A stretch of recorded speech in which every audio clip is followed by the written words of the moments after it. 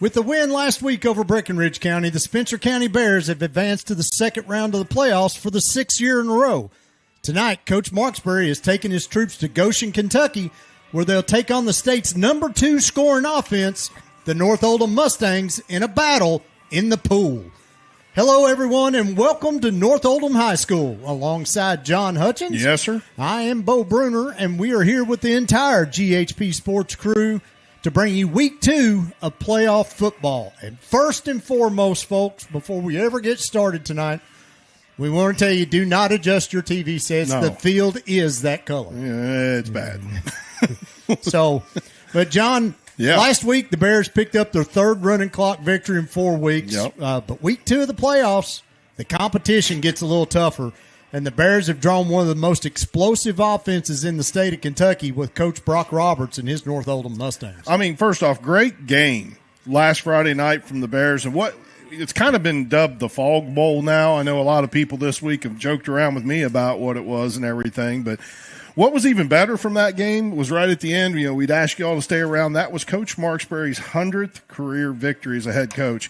And, I'm sure – after that game, Bo, he probably took a couple minutes, let that sink in a little bit. But, it's one of those things that the competition, like you said, just continues ramping up. And so Coach Marksbury, he knows that even though he got that chance to celebrate that win a little bit, there's no breaks now. We're on full steam ahead, hard as we can go until we can't go no more. We got a lot of information to get to tonight, folks, on the Teacup pregame show. And when we return from this break, we'll go over last week's win and get you ready for tonight's contest. We are now about 27 and a half minutes away from kickoff. You're watching Bears football on GHP Sports. The Cooperative Extension Office is here to serve all residents of Spencer County with educational and research-based programs. We offer programs for youth 5 to 18 years old through our 4-H program, where youth can make the best better. We offer free soil testing, and if you love to get your hands dirty, consider becoming a master gardener. We also offer programs for prevention, wellness, and individual family development, or you can check out our homemaker groups. We are located at 100 Oak Tree Way off Highway 44 in Taylorsville, Kentucky. Come in and see us or check us out on our website or Facebook.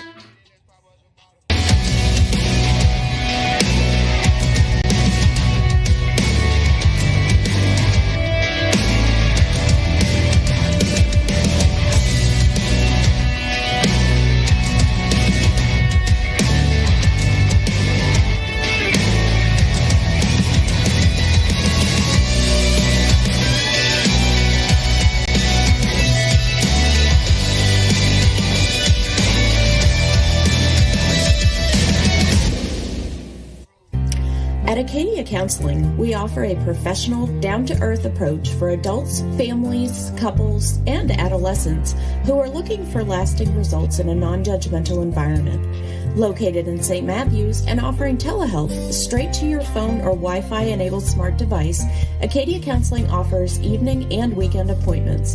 Give us a call or schedule from our website and create a brighter future for yourself or a loved one.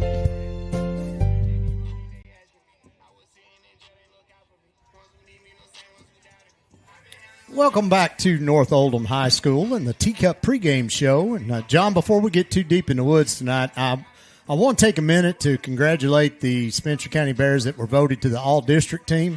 This year. We had fullback Noah Kropp, wide receiver Armin Smalley, lineman Richard Gilbert and Drew Dwyer on offense. And then defense, we had defensive end Ryan Tobey, linebackers Paxton Truitt, Brody Phelps, and safety Caleb Higdon.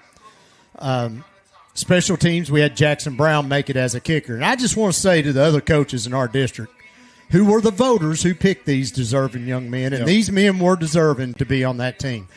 But there is not a world that Amari McCarthy should be left off this list. Yep. He would have started and probably led your team in tackles this year, and I just want to say shame on you. Oh, yeah. I'm with you. First of all, congratulations to all the fellas that did make that list.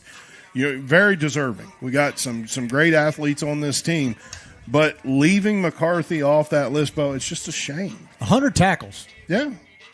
I mean, I'll guarantee you there's nobody else in the state of Kentucky that got 100 tackles this year that has been left off the all-district team. Yep. But anyway On a completely different list, and this one was voted on by the Kentucky Football Coaches Association, Keon Davis was actually voted District Player of the Year, and Richard Gilbert was voted District Lineman of the Year. So congratulations to those two young men as well, who or all of them that made these two teams, and we're proud of them. And guys, you represent our county well. Yep. So now on to last week's game. The only way I can explain it, John's already said it's Fog Bowl 2025. And, John, you said it during the game, and this will be one that we talk about for a long time. Yeah, we're talking about it now, yeah. So, folks, if you did not watch last week, go back and watch on the GHP-SPORTS YouTube channel. It is entertainment. John and I were lost about the whole second half, so – it's kind of comical to listen to. A lot of the viewers probably think we're lost the whole game, but, still. But the Bears did pick up their 8th win of the season, the 100th of Coach Marksbury's coaching career with the win over Breckenridge County. And Breckenridge won the toss and deferred, opened the game with an onside kick that the Bears recovered, had excellent field position, but the offense sputtered. They gained only 3 yards on 4 plays, turning the ball over on downs. Then on Breckenridge County's third play, Spitzer tried to throw a screen pass, and Brody Phelps intercepted it, took it 53 yards to the house for the pick 6.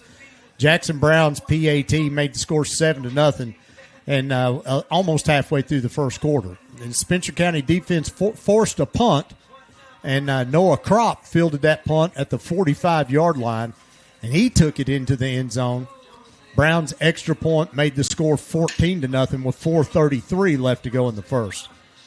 After a Breckenridge County 3-and-out, the Bears took over at the Tiger 38-yard line. 2 plays later, Caleb Higdon ran 27 yards untouched into the end zone. Brown added the PAT to make the score 21-0 with 2:06 left to go in the first quarter. The Bears' first possession of the second quarter lasted only 1 play. Keon Davis hit Armin Smalley in stride on a post route for a 61-yard touchdown pass. Brown added the extra point, and the score was 28-0 just as we started the second quarter. Breckenridge County's next possession resulted in a punt, and the Bears took over at their own 42-yard line, and 3 plays later, Keon Davis kept the ball on the option and went 44 yards for the touchdown. Jackson Brown's PAT made it 35-0 and put us in the running clock with 6:52 left to go in the second quarter. Then after a turnover on downs by the Tigers, the Bears' first play was a handoff to Jake Green, went 55 yards for the touchdown.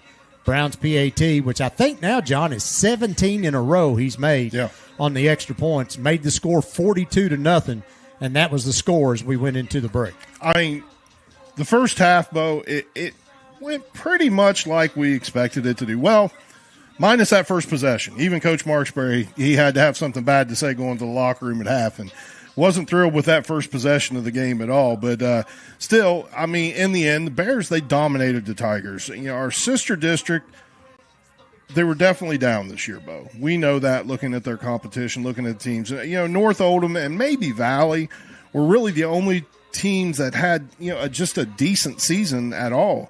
Jacob Spitzer, who was Breckenridge County's, who they wanted everything to go through, the Bears knew it. I mean, they knew what to do on defense. And I said before the game, Bo, I'll say it again now, talking about that game and potentially talking about this game tonight as well. I'm so glad to have Ryan Toby and Paxton Truitt on our side because I know and knew the other night and know tonight they are going to get pressure in the backfield. And, Bo, I think I was made a profit in that game for many times as they were able to get back there, put pressure on Spitzer. Other than a couple plays, I mean, really the Spencer County defense kept the Tigers in check that entire first half. And one of the great things about it, being in playoff football right now, the Bears really didn't have to show much to get that job done either. Now, with the running clock early in the second quarter, Spencer County only got the ball twice in the second half. Both were scoring drives. In the third quarter, Jackson Brown's kickoff was fumbled by Breckenridge County, recovered by Aiden Trammell. The Bears went 14 yards on 6 plays, capped off by a 1-yard touchdown run by Jeffrey Blanzett. And then they got the 2-point conversion when Braylon Flores ran the ball into the end zone to make the score 50-0. And then early in the fourth quarter, the Tigers did score their only touchdown on a 20-yard run by Jacob Spitzer. The extra point was no good, and it was 50-6 Bears. And in the Bears' only possession of the fourth quarter, they did have an 8-play, 53-yard drive, scoring when Paxton Truitt took it in from 1 yard out. Deshaun Davis took the handoff up the middle on the 2-point conversion, and that try was successful, giving us our final score of 58-6. With that win, the Bears improved to 8-3, winners of 7 of their last 8, and advanced to tonight's second-round game here at North Oldham. John, they were dominant in all 3 phases of the game. Yeah. They scored on 6 of their 7 possessions. The defense had a pick 6. They even had a punt return for a touchdown and a fumble recovery on a kickoff. The offense totaled 293 yards, 232 rushing, led by Jake Green's 82 and Keon Davis with 44. Davis was also 1 of 1 for 61 yards, and that went for a touchdown to Armin Smalley. The defense only gave up 140 yards. 137 of those were on the ground to a team that came into the game, John, averaging 267 yards a game rushing. Yep. Brody Phelps led the defense with 8 tackles, 1 tackle for loss and an interception. Aiden Tramble had 6 tackles and a fumble recovery, and Amari McCarthy added 5 tackles to put him over 100 on the season. Yeah, that game, Bo, really, I'm kind of glad you talked about the defensive stats there at the end, because it really boiled down to just how well the Spencer County defense played. We had a great run defense, great passing defense, and you talked about the yardage that they ended up giving up in the game to the Tigers. And much of that yardage came in that second half while the Spencer County starters were kind of taking it easy on the sidelines. With the way our defense actually played that game, though, it limited the yardage that the Bears were able to pick up. So many times we started at midfield plus territory. Yep. I mean, there just was not a lot of yardage for our offense to even have an opportunity to pick up. And time again, had those great field positions, change of possessions situations where the Bears just worked mainly on one half the field for the entire half. So Bo, there really wasn't a lot of yards to go after. Now, keep that in mind. I'm not trying to down Breckenridge County, down their team and what they did or what they couldn't do or anything like that. But like so many teams, they've struggled throughout that season. The sister district actually that North Oldham is the 1 seed from. Quite a few teams in that district that struggled through it. But Breckenridge County, Bo, it honestly, it seems like to me that they're just a few pieces away from having a team that would not only compete but win. They had plenty of talent on their team, but having those pieces or not, this season is what it is. Spencer County, they were definitely the better team on the field last Friday. We're going to take another quick break on our Teacup pregame show. When we return, our Taylorsville Community Church players to watch, and we'll break down these Mustangs. We'll have all that and more as we are about 16 minutes away from kickoff. You're watching Bears football on GHP Sports.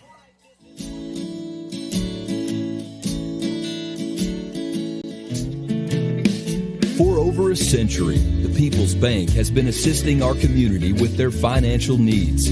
The key to that success has been the close connections we have made with the people in the community we serve. Come in today at our main office located in historic downtown Taylorsville at 23 West Main Street, or at our branch located at 5511 Taylorsville Road in Fisherville, and see how we can serve you. The People's Bank is proud to support the efforts of our local athletic programs. Go Bears!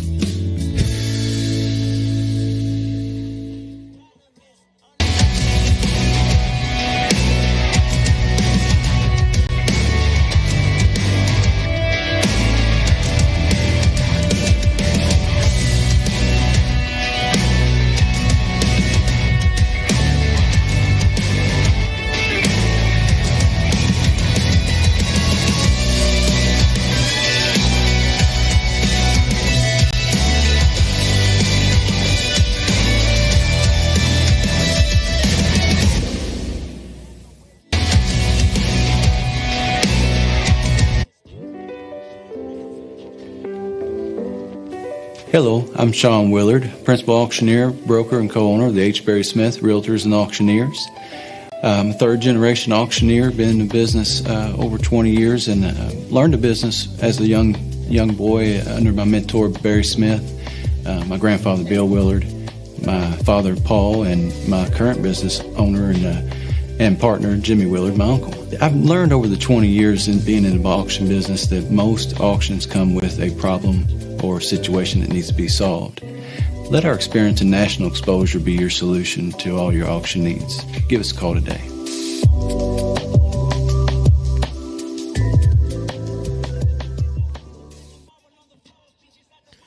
Welcome back to North Oldham High School and our Teacup pregame show. And again, I want to remind everybody, do not adjust your TV set. The field is that color. Do we have to keep talking about it, though? Affectionately known as the pool around Goshen. So this would have been a good game to do just audio only, really, just to let the viewers not have to deal with that. We got a little help up here, John, with us to do our Taylorsville Community Church players to watch. Former Bear, current Cleats to Whistle star, Dakota Waldridge. I don't know if I'd put the name Star next to me at any point in time, but I appreciate it very much. I'm doing very well. Just, I don't get out to a lot of Friday night football games, sadly, as much as I get to talk about them. So it kind of stinks, but I get to watch you guys all the time. And, hey, let me tell you something. The old saying rings true in Spencer County. Once a bear, always a bear. You're daggone right. I liked it when you put that helmet on the other day. Hey, I channeled Lee Corso a little bit on that one. Well, let's take a look at our Taylorsville Community Church players to watch. First, for North Oldham, we're going to go with wide receiver, defensive back Luke Tompkins. Now, this kid's all over the field. He leads the state in touchdown receptions with 20 and interceptions with 7. He's one of the only players in state, regardless of class, to have 10 or more touchdown catches and 5 or more interceptions. No player in KHSAA history has ever finished the season leading both of those categories. And they got weapons all over the field, but the name Luke Tompkins was one that was repeated at practice, not only for Coach Marksbury and his offense, but for Coach Eldridge and his defense also. Well, I mean, the senior Tompkins, Bo, he's someone that everybody dressed in blue tonight, like the real blue, not that teal, whatever it is, blue. They're going to have to pay attention to where he is on the field. Even the bus driver, get him out here on the sidelines. He needs to be watching where Tompkins is on the field at all times. Spencer County, they haven't really faced very many teams this year that have a receiver of that caliber. I mean, we've seen teams that did throw the ball some, but to have somebody that good be a target out in the secondary, that's going to be something new to us, and it'll be a key for the Spencer County Bears secondary to be able to stay with him. I don't think we'll keep him from touching the ball the whole game. The big thing the Bears have to do is we have to be able to keep him from getting, the ball with a lot of green or turquoise or whatever you want to call it, grass in front of him with opportunities to pick up chunk yardage. Yeah, Dakota, you picked him as your dude this week. Yeah, so for those that don't know, the Duke was like the MVP. Let me tell you something. I know a little bit about his story. This player broke his collarbone his freshman year. So he sits out the entire year, comes back his sophomore year, breaks his other collarbone. Yeah. Nope. So he's done this so he's gotten all these stats, all these accolades with only 2 years of his junior and senior year. This man, when I've gotten to interview and talk to him a little bit, is one of the most resilient men I have ever talked to so far. And let me tell you something. I got a lot of messages when I picked Spencer over them. Like, I'll show you come Friday night. So the Bears better be ready because I know a lot of Mustangs in there that were not happy with me. Yeah. Well, for the Bears to counter Tompkins, we're going to go with Armin Smalley. And not only will Armin be tasked with defending Tompkins tonight when the Mustangs have the ball, Coach Marksbury is going to try to utilize – I mean, this kid's got track speed. And he's going to try to utilize him to get maybe behind this North Oldham Mustang defense. And I firmly believe whichever one of these two has the better game tonight was going to give their team a huge leg up on the outcome. And, I love this kid. I mean, Armin is such a great athlete, but he's also one of the most respectful young men that you'll ever talk to if you get a chance to. Multiple times this year, Bo, he's done things on both sides of the ball that'll end up completely changing the game and the outcome. He is that type of a player. His deep threat ability alone, keeps defenses from stacking the box on us. You run this wing T offense, so much of what we do is misdirections, motions, everything like that. But you'll see safeties cheating up. You'll see people cheating up. And when they do that, if they have the nerve to pack that box the way they do, that's when Arm and Smalley will make you pay for it. That's when he's going to go over top. And you add in the fact there's not a player on this field tonight that can run with him. I mean, he is the real deal, and I like our chances with Arm. Yeah, I was going to say he's a track star without a doubt. And, like, I made him as one of my dogs of the year when I made our list, because we made a list of, like, the best athletes we thought across the state of Kentucky. Smalley had to make it. He doesn't get a lot of production. I mean, I think he only has 12, 13 catches on the year, but he's got 7 touchdowns to boot. So it's one of those, when he makes a play, he's making a play. Yep. And in the offense like this, I described it best. You're like a wide receiver at Army or Navy. Yeah. You're not getting a lot of chances, but when you do, you better make it count. And Smalley makes it count. John and I have talked to him about him a whole lot this year, about his blocking ability. He's not a kid that's afraid. He knows he's not going to get the ball off, but he's going to be out there, and he's going to be out front when Jake Green comes around the corner or Caleb Higdon goes around the other way. You're always going to see number 17 out there locked up with somebody. Yep. So now let's talk about the Mustangs as a whole. They are coached by one of the best young coaches in Kentucky, in Brock Roberts, his 3rd year here at North Oldham. And before taking over at North Oldham, Roberts spent 8 years as an assistant under Jerry Lucas at Collins. Also had a 2-year stint as a head coach at his alma mater at Eminence. He's got a career record of 38-19. Spencer County and North Oldham has met 17 times on the gridiron. North Oldham leads the series 10-7, and the last 10 meetings are split right down the middle at 5 wins apiece. The Mustangs are 9-2 on the year, winning their first district title in 11 years. And their only losses so far is to Oldham County and to what I believe, numbers-wise they're not, but what I believe may be the best defense in the state of Kentucky in Atherton. They'll spread you out, much like Collins, but their offense is a little more evenly split between pass and run. And Daniels, he's going to sit in that pocket. He don't like to move around a lot. You're going to he's not the threat that Kay Gooden is, with Collins. They're about 56-44 pass to run. Now, Bo, honestly, I feel like there needs to be an asterisk next to those stats. And I don't know, Dakota, you might back me up on this. You might not. I know you have some other people in the area that pay attention to you. But don't get me wrong, those numbers are really good. They are very good numbers. But you're also talking about a North Oldham team that has only played 3 teams that finished the season over 500 this year, and they lost one of those, and that being the Atherton game. And so even though they have some great numbers, the strength of their schedule, to me, it still leaves something to be desired. No, I definitely think when it comes to their district play, there's definitely a lot to be desired. But the one thing that really helps them, this rivalry in Oldham County between South and just Oldham themselves. Yeah. And honestly, I wouldn't be surprised if Brock and them looked over the Oldham County game a lot this week, because they run the triple option with I can't remember the names. Little. Yeah, it's right on Jamie Reed. Jamie Reed, thank you. But they run that a lot, so it wouldn't surprise me because they lost that game. That's one of their 2 losses on the year, and I'm sure Brock Roberts was like, hey, we need to focus in on this, because if we don't, we're in for a long night.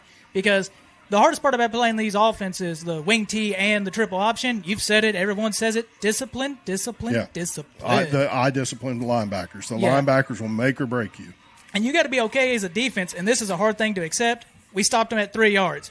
That's a win, but that's hard for a lot of defenses to accept half the time. And it's definitely interesting. And Randy McGraw, I know him as the defensive coordinator at North Oldham.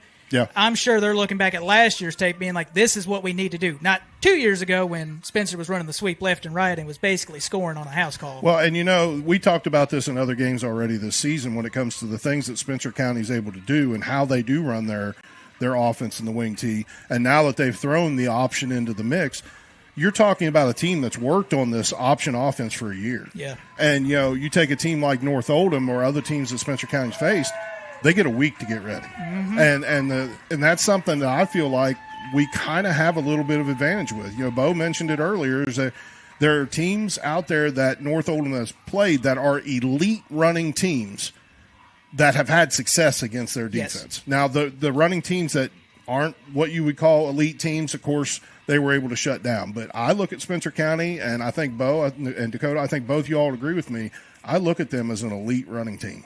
Oh, without a doubt. I mean, this is Spencer County football underneath Mike Marksberry. This is going to be a good running team. Yeah. I looked at the stats right now. This team is 6th in total rushing yards as a whole in the history of Spencer County Bears football. Yeah, this is a good team. This is a talented team.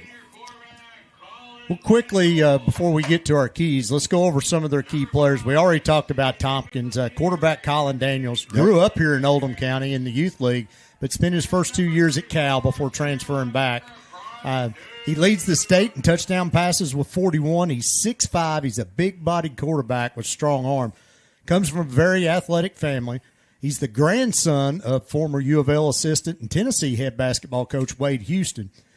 He's thrown for 3 or more touchdowns in 9 of North Oldham's 11 games and 13 of their last 16. And what might be my favorite quarterback stat line of all time, 6 of North Oldham's 11 games, he has more touchdown passes than incompletions. Yeah, that's pretty cool. But, John, pressure is his kryptonite. It is. And if Bears can get pressure on him, and the Bears are not a blitzing team, but if they can get pressure, he's going to make mistakes. Yep. And then we talked about Tompkins, Ronan Renton, 1,000-yard rusher this year, 125 touches this year. 57 has gone for either a first down or a touchdown. So he's one that the Bears are also going to have to pay attention to. Daniels has got a lot of options out there between Tompkins, Davis, and Connor Neesmith. And on the defensive side of the ball, they got 9 players with 25 tackles or more. So let's jump over here right quick, and we'll skip this last one, John, and we'll look at our, let's get to our keys. Local State Farm agent Brian Bashir's keys to the game tonight. And so the first one we got on our list is no-fly zone. So, Bo, this one, when I was looking at this, it kind of takes me back to the old air raid offense that the Cats ran years ago. Spencer County, they haven't faced very many passing teams this year. I mean, they had teams that would throw the ball every once in a while, but not like what we're looking at tonight. The Mustangs, they're going to try to exploit that. They're going to try to exploit the inexperience of the secondary of Spencer County and not having faced this stuff. And it's going to be really key for us tonight to just lock down on the outside, lock down deep in the center to where we do not give them that open space to make plays. Take your time in the pool. Okay, the pool. This is the last time I'm talking about it, okay? Last time. So, I get it. It's the color of their field. I still think it's ugly. I'm sorry if I offend any North Oldham people, whoever made this decision, shame on you. But anyway, the Bears, they not only need to shut down the Mustang offense, but we need to move the chains when we have the football. It's going to be very important to take your time out there. Spencer County needs to have long, drawn-out possessions that chew up that clock and keep that potent offense on the sidelines. And there's always one more thing. And there is. You know, as we mentioned last week, there's no tomorrow. You know, for the team that loses this game, they're done. You know, this is it. The Bears, they need to play this game with no regrets at all, knowing that on every snap, every player did every single thing they could do to make that play successful. There's no breaks, no second thoughts, just action. Dakota, we got 2 high-scoring offenses here. North Oldham, 45.5 points a game. Spencer County, 37.4 points a game. 2 stingy defenses also. The question for me tonight is, which team will expose the other? And that's really the truest question. And I said this game in my little podcast that this game's going to come down to Spencer County's offense versus North Oldham's defense because, like you said, John, if you can if our offense can stay on the field, get a first down, you know, if you get 3 yards every play, you got to keep Colin Daniels off. You got to force him to make mistakes in the little time he has. That's right. He doesn't make a lot, but if you can get him in the little bit of time, it definitely helps your chances because everybody feels the pressure, especially when the clock starts winding down. And we've talked about this almost ad nauseum, especially with the way Coach Marksberry runs this offense. Sometimes your best defense is to keep your offense on the field. That's right. Those long, sustained drives keeps Colin Daniels and Luke Tompkins on that other sideline over here. North Oldham has won the toss and deferred. 12 of their games this year, or 11 of their 12 games this year, they have scored on their first drive. So that kick is going to be taken out of bounds. It's going to mark him down about the 17, 18-yard line down there. That's where North Oldham's going to take over. And Bo, we're going to see this spread. And you know, this is something that you folks at home, you've seen teams run spread. Collins, or the team up north is what I'd rather call them. You know, that team, they'll spread you out, but a lot of what they're trying to do when they spread you out is they're trying to give more room for Cade Gooden. They're trying to empty out the box. This team, Bo, they run a spread because they can, and they actually use their weapons on the outside. Start out with trips to the right side of the field for Colin Daniels. Renton on his left hip from the gun. Handoff goes to Renton. Tries to move up the middle. He's not getting anywhere. Brody Phelps filling that gap from the linebacker position, just being able to read that play. And this is something that is going to be different tonight, too, for all you Bears fans that have watched last week with Jacob Spitzer and what he does from Breckenridge County, and the fact that he's a quarterback that runs the ball. So they would do a lot of this, you know, read option type of stuff from Breckenridge. You're not going to see that from this quarterback. You know, he does not like to run the football. He really doesn't like to be pressured at all. And so if our defense can get a little pressure on him too, that's really going to help. Doubles this time for Daniels. He drops back. He's looking. Goes to option number 2. Steps up in the pocket. Nowhere to go. Now he's going to run. He's going to get forward to about the 26-yard line, maybe 27. I think it'll mark him 26. He's a little short. Yep. I'm going to credit Gilbert there for that. He really was chasing Collins down as best as he could after he was getting off that line and everything. It's hard for those offensive linemen, and it looks like Spencer's running a 4-down front, and I think that's going to be a big key for this game. Well, I mean, we've got that. I ain't going to lie to you. You're probably going to see some 3, too. Yeah. But you mentioned Richard Gilbert, all-district lineman. Yeah. And just he's done phenomenal things this year in the trenches for the Bears. This time Daniel keeps it, runs up the middle, got enough for the first down, still on his feet.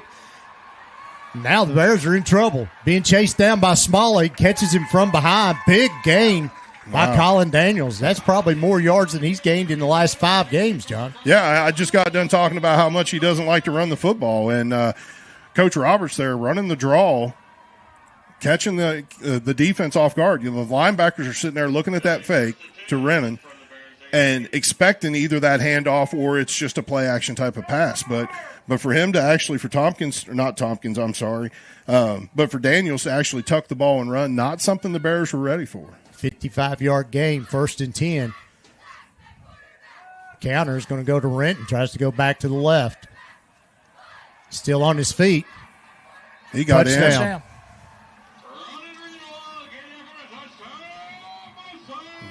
Coach Eldridge will not be happy about that. Not at all. That was a little too quick, a little too easy.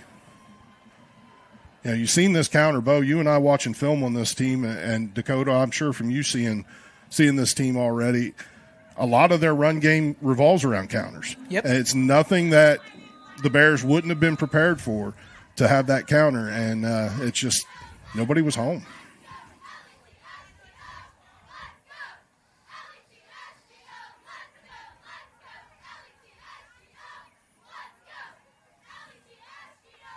Kick is up, and it is good with 9:25 left to go in the first. North Oldham 7, Spencer County 0. Yeah, that was a pretty quick start there for the Mustangs. Country Mart instant replay here. Here's that quarterback run. Here's Daniels as he takes off down the field. And, again, not something we've seen from him, even on film. Spin move, all this. It's like, you know, I don't know, somebody video game moves out there for him today or something. But it's still not typical Daniels, not what you're normally going to see. He's the type of quarterback really likes to throw the football. He likes to sit in the pocket. He doesn't like to be pressured. The fact that he does that, I mean, being a Spencer County fan, I can tip my hat. If I'm playing for the Mustangs and that's my quarterback, I'm going to play hard for him if he's going to put his body out there like that. Well, I was going to say, a big thing for this, it's his senior year. Yeah. You got to do whatever you want to at this point to make sure you win this game to advance to the next round of the playoffs, because there's no second game if you lose this one. Yeah. So you got to give it everything. Yeah, you lose this, you start getting ready for basketball season. Yep. And I hope we don't for another few weeks. Yeah, me too. Coach Eldridge sitting alone over here, John, by the TV screen. Getting ready to bring up some replays. Yeah, he's wanting to see that. Squib kick. Ooh, took a bad bounce. Bad bounce, yes. Good job by Smalley just covers to get on it. Just inside the 10-yard line, not the 8-yard line. The Bears are going to have a long field for their first possession, and this is where we're going to see what's going to happen with this game as a whole, I think. One, How do the Bears react? Giving up that quick touchdown, it's always something, takes that wind out of your sails right off the bat in the game. You got to come out, positive attitude, be able to move the football. But also, how well do these linebackers from North Oldham, how well do they respond to the offense that Spencer County is going to put out on the field? A lot of the game is going to be decided like this. Pitch to Green. Makes a man miss, spins, gets across the 10, almost to the 15. They're going to mark him down at the 14. I'll take Pick that. up 6. That's a good run to start. 2 6-yard gains, you get yourself a first down. Can't complain about that right now. Well, and that's what the Bears need to be thinking about this entire game. You don't – yes, we love the big plays, and we get those big plays from time to time. But right now, everything is about first downs. Let's just get the first down. Let's get the next first down. Get the next first down. Exactly. Smalley lined up wide to the boundary. Handoff again goes to Green. Skips He's back got over holes. the middle. Now he cuts back to the outside, drug down from behind about the 38-yard line. It's going to be a 24-yard pickup. 1st and 10 Bears. Good response from Spencer County. That'll get your juices flowing again if you're a Bear out there. Seeing that, getting that first down. And this is what we're talking about. This is the Bears are an elite rushing football team. And other elite rushing football teams, Atherton, Oldham County, these other teams have had success against this North Oldham defense.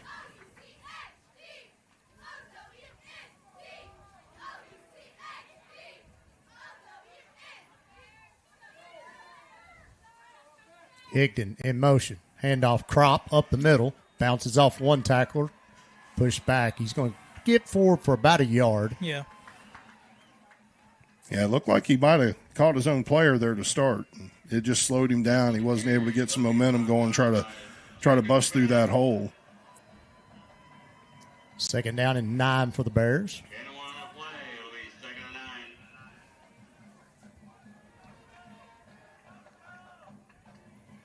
Great night for football tonight. I'm telling you what. We were talking about it before the game. Not too hot, not too cold. 2 weeks ago, we about froze to death. Last week, we couldn't see. Handoff. Going to dive forward. We got a flag come in late. Got a couple different flags. Yeah. Green's going to get up to about the 47-yard line.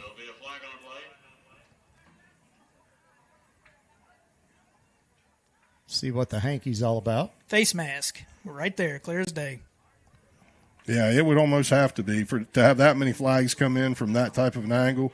We're going to get personal foul kind, too. It's going to be some free yardage right there for the Bears. That never hurts. No, it does not.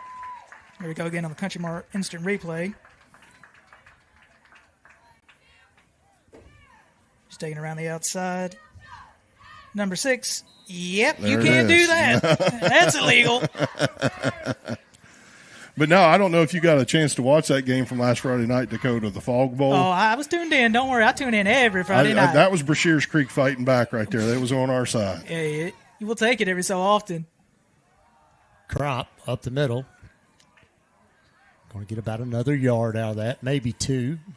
Call it 2nd down and 8. And so looking at that, of course, people are going to start questioning because that's a second time Crop's run up the middle, very little gain. Keep in mind, one, Mark Spray has to continue to call that play. You've got to be able to keep those linebackers in the middle honest. But on top of that, we talk about the eye discipline of the linebackers. A lot of times they bite off of that first thing they see, and that is the first thing they see is going to Crop. Green tries to get to the outside. Going to lose a little Mustangs set the boundary right there. Very good. Yeah, kind of lucky Brody Dressel. Kind of lucky to only lose a couple on that one. There was a hold on the outside the officials didn't call. Could have backed us up quite a bit more, but it's going to bring up a 3rd and 11.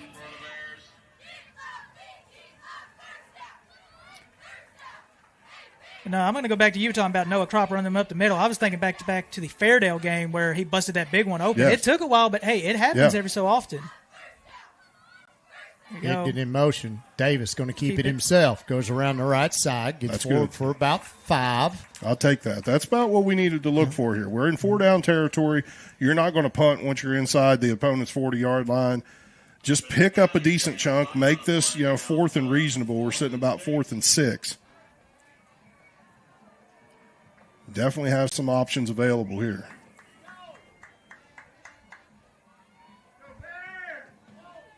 Go under 6 minutes to go in the first quarter.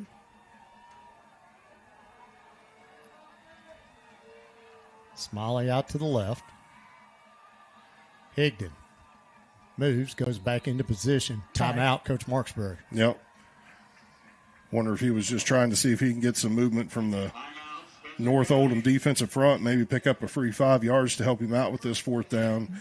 And it was funny to see Caleb Higdon, Bo, actually go into motion there. I'm sitting here thinking that's the one guy we haven't seen yet. You know, haven't thrown to Smalley, but we also haven't seen Higdon run the football. That last run Jake Green had, defense keying on him, coming up, going after number 2. Maybe it might be time to start slipping the ball to number 3 while they're thinking about Noah Kropp up the middle and Green around the outside. I was say, because I'm pretty sure Randy McGraw right now, in his head, he's thinking of that waggle pass out to the left. He's expecting him to get out in the flat and go for a pass. It wouldn't surprise me to see a lot of these linebackers for North Oldham bail out. Yeah, and, that's a pass that's worked pretty well for the Bears so far this year. Breckenridge County, we ran it a couple times. The second time they were on it, linebackers were covering it. But the nice thing about it, and what a lot of people haven't seen, is that we've got Armin Smalley stacked out deeper than that. And so you start sending those receivers out there in layers, even though, Keon Davis has normally thrown to the flat to Kropp. You get Armin back there, he's going to have single coverage while he's deep. You might be able to hurt him. Davis rolls out to the right, looks to pass, and just incomplete. Just underthrown. I think that was Caleb Higdon out here on the outside, too, that he was throwing to. Caleb a little slow getting back on his feet. That's going to be a turnover on downs. Hard throw to make right there if you're Keon. You're rolling left, trying to throw right-handed. It's difficult to get that body around and get a lot on that football. And it's something that as the sophomore grows, gets older, he's going to understand the leverage that he needs to build to make a throw like that is a lot more than he thinks he needs to have. And so you get a little bit more on it, trying to get it out there, and, it's a difficult pass. Man goes in motion, fakes the handoff, goes for the screen pass. It's complete. Got some room on the outside, gets close to midfield, going to be taken down at their own probably 48-yard line, 49 is where they're going to mark it. Pretty good crowd made the trip up here to Goshen tonight, Bo. Of course, you and I come up a little bit earlier and had a little inside tip from our buddy Dave McCoy. Yeah. You actually was an assistant coach here at North Oldham for a while, but told us we needed to hit up Bully's Barbecue, and it didn't disappoint. It did not disappoint. Some good brisket. 1st and 10 for the Mustangs. Hand off to Renton. Bounces off one tackler. He's going to get across midfield to about the 44. Pickup of almost 7 yards. Well, and a lot of that 7 yards, at least 5 yards of that 7 yards, is simply coming from the offensive push that North Oldham's getting from the up front. And they're just driving our defensive line back. We've got to be able to find a way to hold our own up front in the trenches, or they're going to keep picking up yardage like that. Trips to the left. False start over here. Yep. That'll back him up 5 yards. That helps a little bit. Second penalty on the Mustangs. That's as many flags as we seen throw last week combined in that whole game against Breckenridge. Clean game last week. Ball on the Spencer County 49-yard line. They're going to call it 2nd down and 8.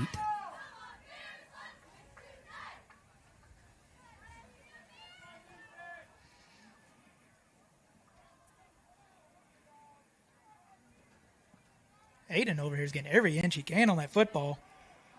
Daniels again keeps it himself.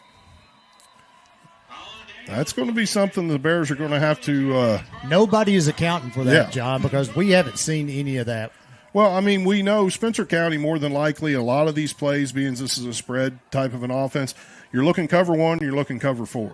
And none of those scenarios do you have a spy on the quarterback. And whether you're running the man coverage on the outside, whether you're running that zone, Daniels kind of got plenty of room to work. And the Bears, they might have to consider, maybe switching a few things up, trying to get somebody to at least spy him if he's going to continue to be that rushing threat. 129 yards for Daniels on the season. He's got 63 already tonight.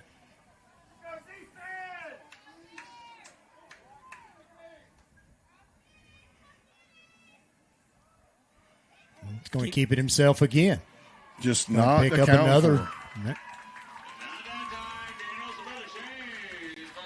Paxton Truitt going to get the tackle there, but it's still way too far upfield where we're seeing these fakes. And everything on film has showed us that if he's either going to hand the ball off there or he's going to do a play action pass. It's just not what the Bears are prepared for.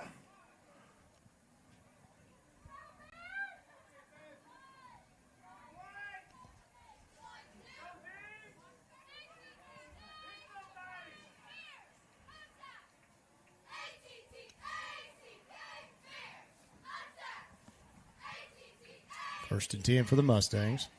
Daniels, quick pass out in the flat.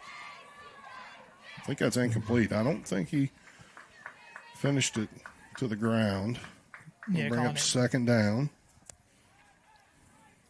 So he came a little bit late there with looked like a delayed blitz on the outside to give him 4 pressure. When I was watching the Atherton North Oldham game, they were getting pressure a lot with 4 defensive linemen and playing man everywhere else. Now, Atherton's got a lot of athletes. They can afford to do that. Not saying we don't have athletes. It's just that's a lot of Atherton's MO on defense.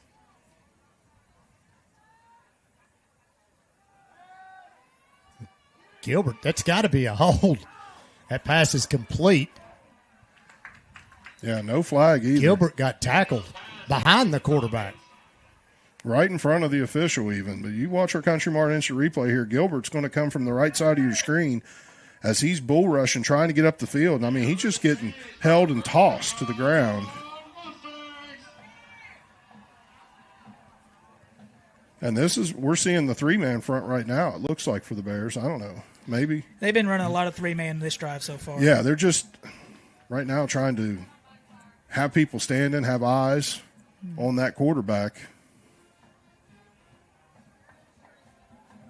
Handoff goes out to the left. Flag comes in. Why you got a hold here? Yep.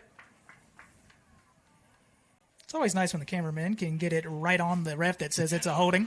Oh, you got to appreciate the GHP-SPORTS camera crew. I'm telling you, we've got some of the best around. They do a great job. 100%. I watch a lot of streams across the state. Let me tell you something. GHP does it better than anybody else. And, hey, I got to give GHP credit. It's actually because of GHP I was actually able to get my job at WLKY. that is no lie. They were like, you ever work with robotic cameras? Well, yes, I have, actually. GHP did a little bit for me. Yeah. So thank you, Charlie. I got to thank you for that.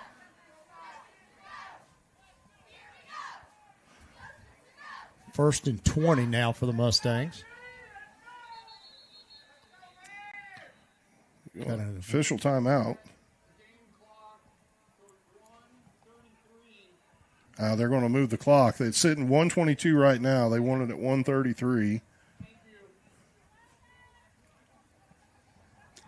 I think this is one of the few high schools I've ever met that have the ref actually have a mic on and everything. I actually didn't even think about that. I'm just used to watching football. The fact that he said it, it's like, wow. Daniels rolls to the left. Too much going time. Long into the end zone. Touchdown.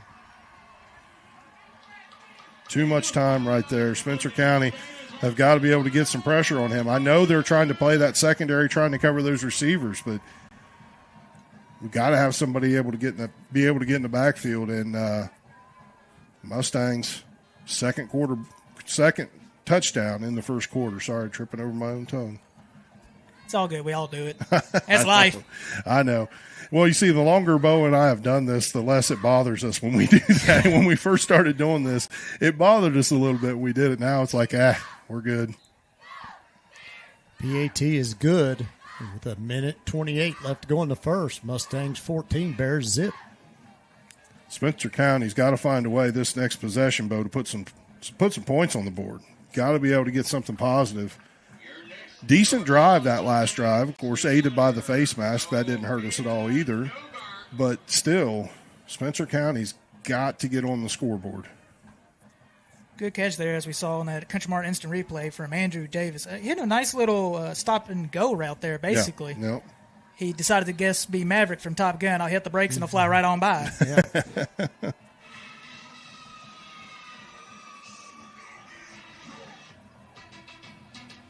I was starting to wonder what that was. I was hearing that noise. I thought it was just in our ears. I thought, man, here we go. I thought it was your sister down here below us. It could be. It could be.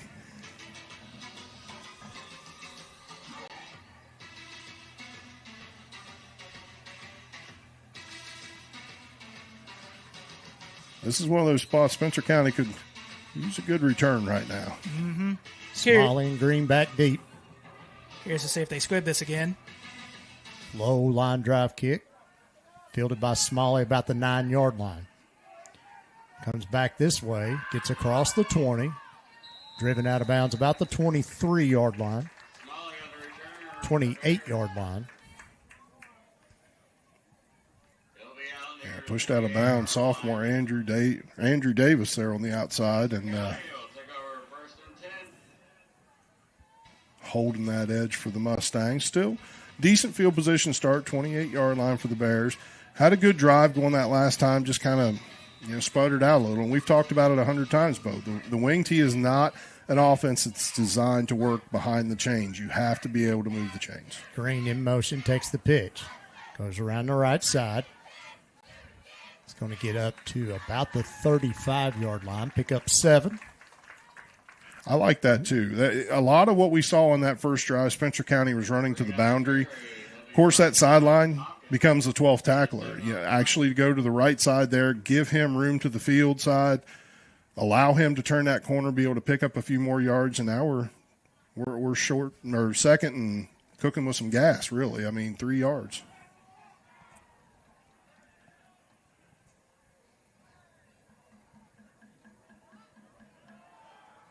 And we're going to get a legal motion. Yes. Yeah. Bears had 2 moving in the backfield at the same time. Definitely a procedural call right there. It's going to back them up 5 yards.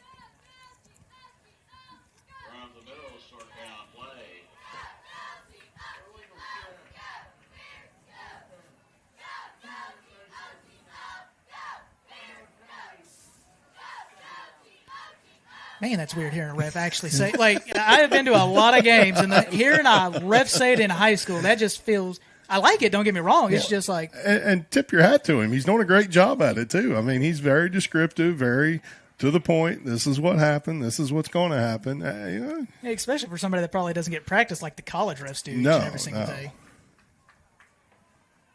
Second down and 7. It's probably going to be the last play of the first quarter. Higdon in motion. Davis rolls out. Look at the pass. Got Kropp out in the flat. He's going to get across the 30. Still on his feet. Going to get up to about the 47-yard line. Get out of bounds with 3 seconds left. That's that play you were talking about earlier, that waggle that he rolls out there off to the side. Noah Kropp fake to him up the middle, and he'll come through that line and immediately runs that out route to get out into the flats. Defense, I'm sure they've seen it on film. They prepared for it, but the linebacker, he was asleep. He didn't stay with Kropp. Kropp able to turn that corner. Nice first down for the Bears. When the team runs, you always seem to forget about the fact they can pass. Exactly. It's amazing how many times that's worked out. And I say that as somebody on defense that's bitten on a run one too many times before.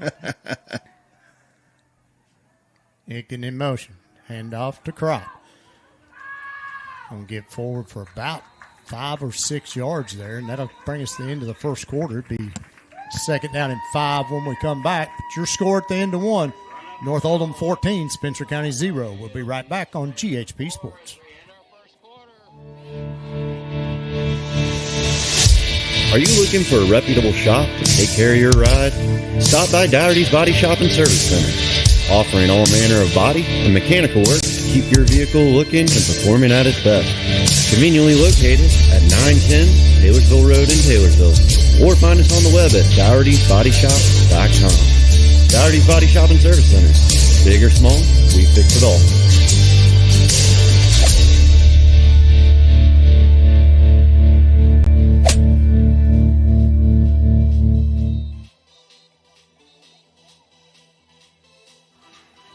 Back here at North Oldham High School, the weird colored turf field. Fear the teal, they always told me when I came over here. Well, never much been afraid of teal. I don't know, but still. Bears there ended that first quarter. They got the ball driving down the field right now, and Noah Kropp with a good hard run. Picked up 6 yards, going to bring up second down and about 4, long 3, somewhere in that range. Yeah. You know, you're talking about Noah Kropp. You know who he reminds me of? Because you all made a comparison not too long ago. He's a Mike Allstock to me. Yes, yep. That's who I always thought of when I see him. I love the way he runs, like a true fullback. Keon fakes it up the middle. He's going to take it around the left side. No gain on that play.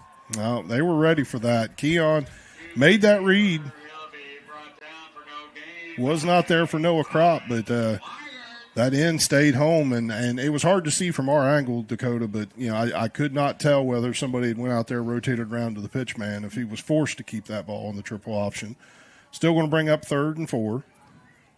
I say, right now, North Oldham, got to give them credit, staying disciplined right now on defense, and it's a tall task, and they need something right now. Because, again, if you're Spencer County, don't worry. You're only looking for a 3-yard play here to set yourself up for 4 and 3. Like, the best thing about this kind of offense, you ain't got to get a home run right now. No, you don't. Shifting over. Higdon in motion, takes the pitch. Nice kick out. Yep, there he is. Got some room. Higdon down the sideline, going to get down inside the 30 to about the 27-yard line. I've been waiting for that number to be called. He's somebody, we had the pass thrown to him that was short earlier. But other than that, haven't had a running play to Caleb. Been able to get to that outside. Linebackers are spending a lot of time paying attention to number 6, number 34, and number 2. They might forget about number 3, and right there, he's going to make them pay for it when they do. As you just saw on that Country Mart instant replay, something that really interested me was Spencer shifting their whole entire line to the left, really getting the numbers advantage. I haven't seen them do that a lot. I'm curious to see if they'll keep doing it here. This time, Kropp up the middle is going to get 1. Yeah, coach isn't going to be happy with his offensive line on that. Kind of a busted block up front. Old rivalry, John, 7-7 at halftime. That surprises me. We were kind of me. thinking Manuel's going to blow them out again, and Mel and Manuel tied at 7. That one surprises me a lot. Another good game going on tonight that I don't know if it not likely to have any implications on us if we were able to win this game, but Logan County and E-Town is an interesting football game. Mm-hmm. Pitch to Green. Gets hit and taken down hard, about the 25-yard line. But that's, that's kind of if you stay in those games in the 4A, Class 4A. On top of that, another game, interested in, you got Woodford County playing the team up north today over in Versailles tonight, and that's going to be a whale of a ball game there. So, well, I got one ball game for you all at the half right now. Covington Catholic 21, Johnson Central 14. Wow. Cove Catholic was actually favored in that game going to Johnson Central. Which was wild to me. Yeah, exactly. And those Colonels that wear blue are different. There's no doubt about that. Davis. Take it over the middle. There it is. Comes back.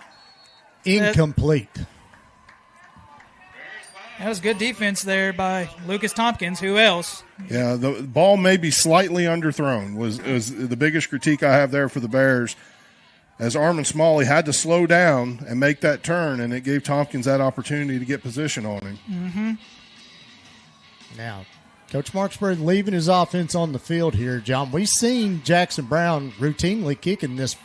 This would be about a 42-yarder. Yeah, he was making that. Yeah, out here in warm-ups. But I think really, honestly, Marksburg's looking at this situation like he needs more than 3 right now. He's going to call the timeout. Don't blame him there. That's their second timeout of the first half. North Oldham still has all 3 of theirs.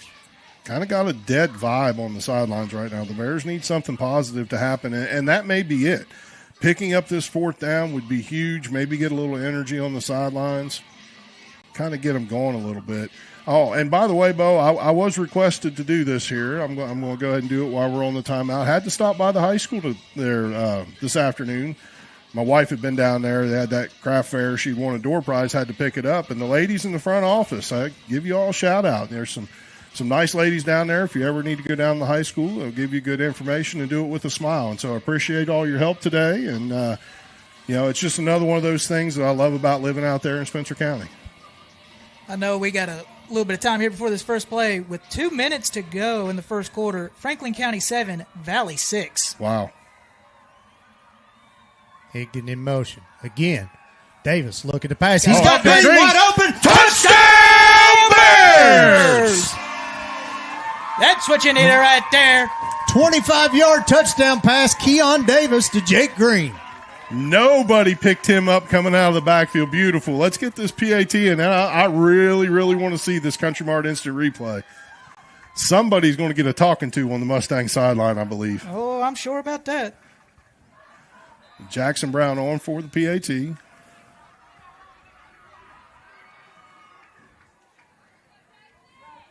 Kick is up and good. With 9:28 left to go, new life for the Bears, 14-7. That was nice. Now let's look at this Country Mart instant replay. Jake Green actually was the one. He came around in that swing motion.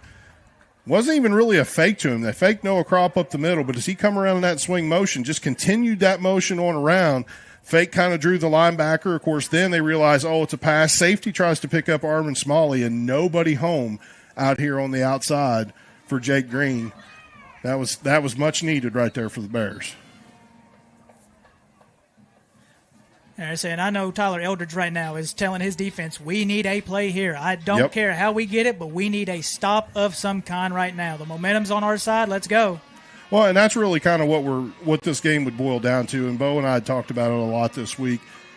So much of what's going to happen defensively for the Bears tonight, it's going to happen with a lot of guys on islands because we are going to be so spread out. That gang tackling that we see in a lot of the games, we're not likely to see from the Bears tonight. You've got to be able to make those individual plays clear across the field, out into the secondary, and make those plays matter.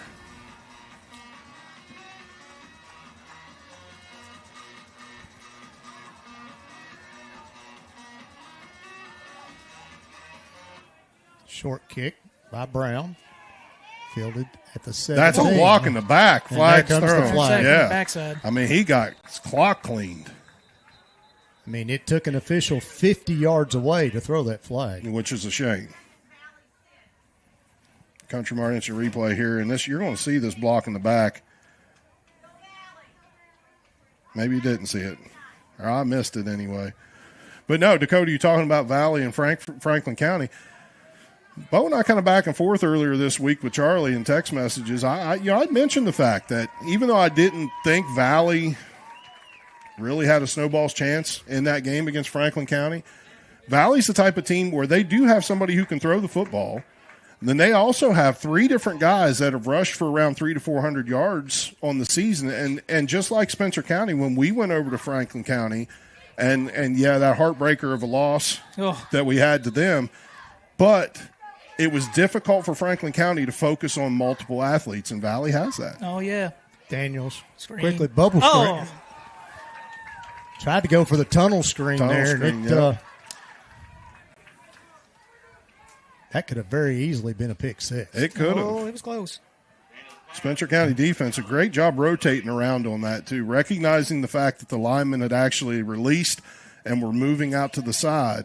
Linebackers rotated around, and even if the ball would have been caught, I really don't look for that to have been much of a gain. I was going to say, I would have think about a yard or two if that. Yeah. See, if you're the Bears here, you're just thinking 2 more stops, because if it's a 4th or something, North Oldham's most likely going to punt after they're going to have to.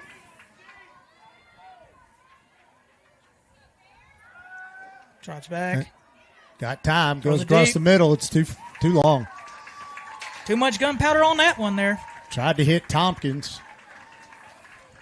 It's incomplete. It'll bring up a 3rd down and 10. The only best position the Bears have been in all night right now. Yeah, but the only thing that scared me about that was that pass was there. Mm-hmm. I mean, the secondary allowed him to get behind him, and if that ball had been better thrown ball, we've been talking about a different outcome on that one. But still, Spencer County now getting them in the 3rd and 10. Deep in their own territory. Just over 9 minutes left to go in the first half. Curious to see what Roberts draws up here. I wouldn't be surprised if he decided to do a draw of some kind. Oh, well, and, that was wondering about Here that comes Brody Phelps. Phelps with a big-time hit on Daniels. They're going to call it an incomplete pass is what the officials are saying. Let's watch this Country Mart instant replay. Brody Phelps right now. Untouched. Oh, he timed it perfect. He was full steam ahead when that ball was snapped. Woo! And they do call that a forward pass, incomplete, because Ryan Toby there to pick it up and run it in just in case. Now we're talking about a 4th and 10. And there we go. Tyler Eldridge, like I said, he was probably telling them, we need a stop. Well, There you go. 3 and out. Now, this is something interesting here, too. Mm-hmm. Daniels is actually the punter. So, got to be careful here. I wouldn't think they'd try anything this deep. Short. Oh, yeah, that get away Get away from it. It's going to bounce back. Took a Spencer bounce, too. Yeah. Bears will get the ball about the 33-yard line.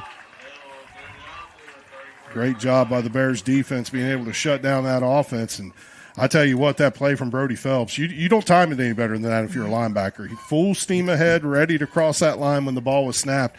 Nothing Daniels could do but just hope it didn't hurt real bad. That's really the only thing go through his head. Oh, yeah, as a former linebacker, that's the ones you dream about each and every single Friday night. Lick your chops on those ones. And Daniels is going to have that in his head. It is. That matters. That psychologically, that'll matter. But the Bears got great field position. Higdon in motion. Davis keeps it himself, cuts back to the middle, breaks a couple tackles, still on his feet. He's going to get down to about the 16-yard line. Going to pick up 18 on that play. Like this. Spencer County getting some of that momentum back right now, starting to build on it a little bit.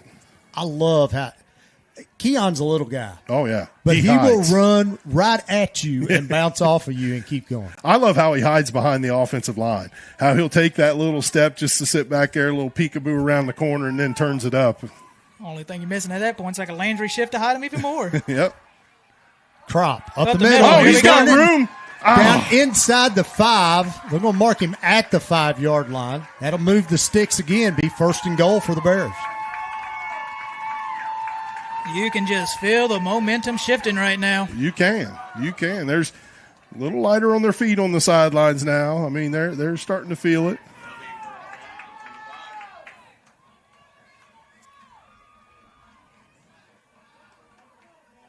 One thing I've always loved about Coach Marksbury and Eldridge, too, is their in-game adjustments. The way they're able to do that.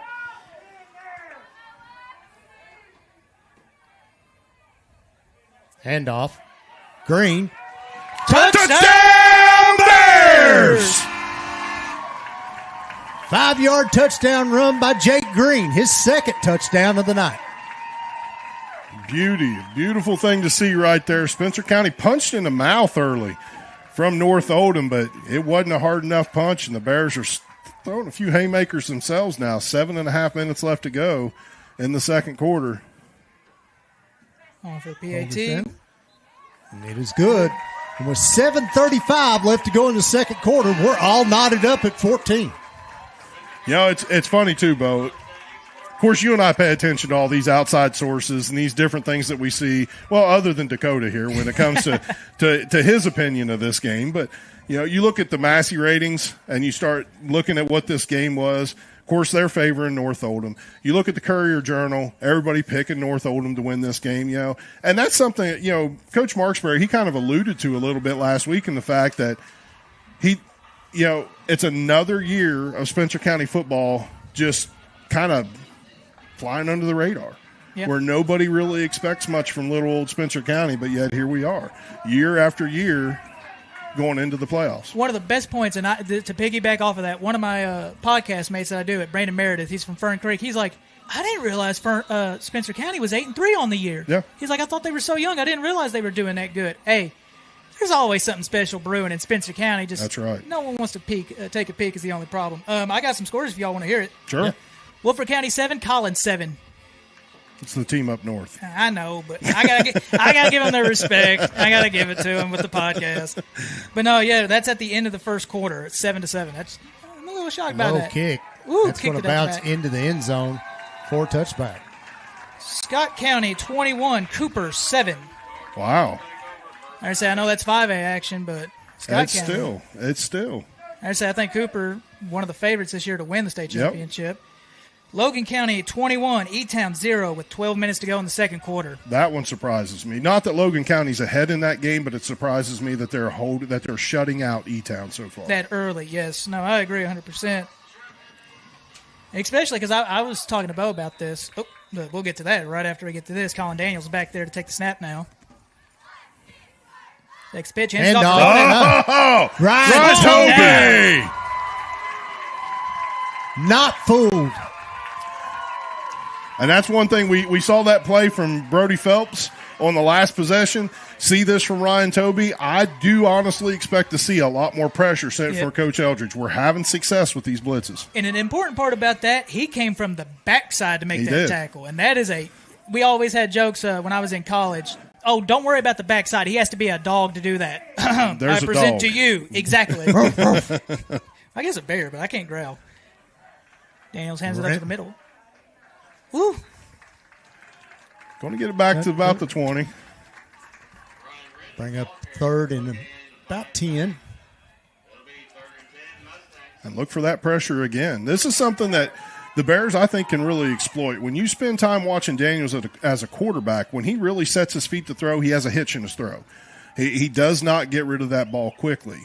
If we can get that speed into the backfield, to be disruptive, it's really going to help. Looks like they're sending forward. Rolls out to the right. Pass is complete. It's going to be good enough for the first down. Taken down by Armin Smalley. Yeah, Spencer County run a little twist on that left side.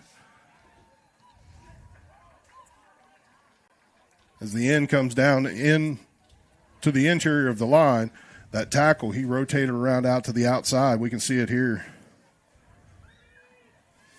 And I say, for a team that runs a lot of zones, you run this to try to get the opening, to basically have them bite hard down a little bit or something to free up one of the guys to come scot-free. I mean, we've had it happen twice now, so it wouldn't surprise me if he keeps running some stunts a lot tonight. Oh, I would. Daniels drops back. Going long. Pass is complete. They're going to say he was in bounds. Isaiah Smith got lost there. Kind of hard from our angle to tell.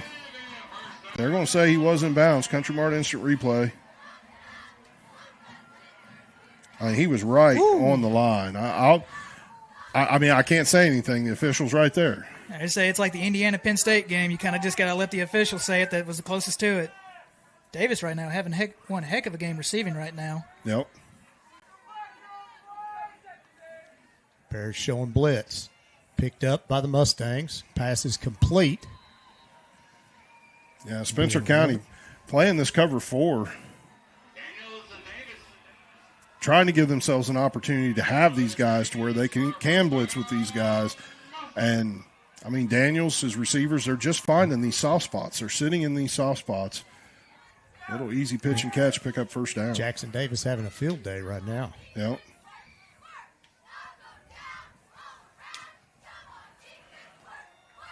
Bears need to be able to shut this down quickly. Spencer County, 5.5 minutes left to go in the half. We'll receive the kick to start the second half. Daniels keeps it himself. He's going to pick up about 7 or 8 more.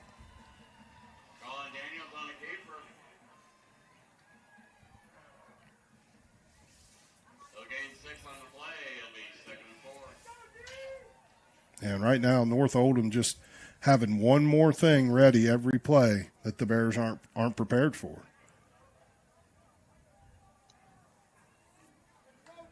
But we're talking about that pressure. A lot of times pressure can be the great equalizer when you got an offense like this. Pass out to the flat, complete. Just finding holes in the coverage right now. Yeah, somebody's got to get out there. You can't have two guys coming from the same spot going to the same spot. Somebody has to be able to get out there and cover that receiver. I say something I know Roberts has definitely taught these guys, especially when it comes to pressure. One of the big things I learned is that you replace heat with heat. Yeah. So I'm very curious to see if they start blitzing even more again, Spencer, if they'll start trying to do some quick screens to the blitzes. Yeah.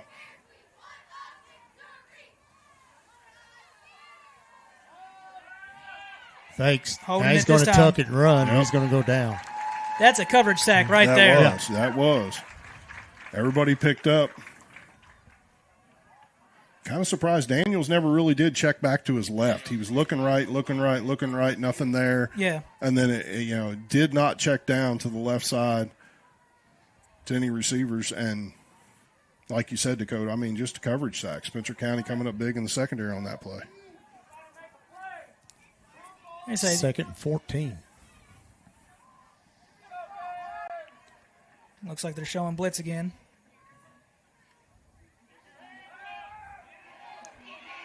Picked up, and Daniels is over here by himself. He's going to walk into the end zone.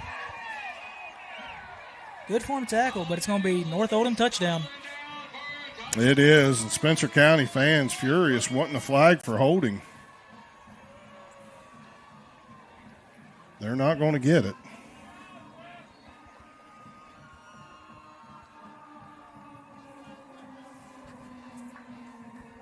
That's one of those things, Bo, you're talking about the adjustments made. That's something that's probably going to take a little bit more time than what just they have on the sidelines. The locker room, they're going to be talking about this quarterback run. I say they'll just go back to the mindset. I'm sure Eldridge will. Hey, we got to play this like Collins. Yeah, play it like Collins. Play it like Breckenridge County. Nelson County. All those have quarterbacks that were a threat to run. The only dangerous part about it, of course, when you take help from one thing to put it towards that, then obviously you're handicapping yourself somewhere else. Mm-hmm. But right now, it's the legs of Daniels that's killing us. I mean, he's the one that's kept these drives alive, touchdown scored, different things like that, and we haven't accounted for that. We have to be able to take care of him, stop the football. It's like Bo always talks about in basketball. First rule, you got to stop the ball. Yep. And so if Daniels is going to have it in his hands, we've got to be able to take care of him. As I said earlier, it's 129 yards on the season. Yeah. That's through 11 games, and he's got to be close to 100. Yeah, it's wild. I was going to ask if you had any exact stats for him or anything. I will at halftime. All right. I say I'm not too used to the operation up here, so I don't know how it all completely goes. We could use an extra hand if you could get every Friday night off. Don't think I won't put that in on my next year I get 3 weeks off, and I'm getting something on Friday nights. I got that bear bug in me.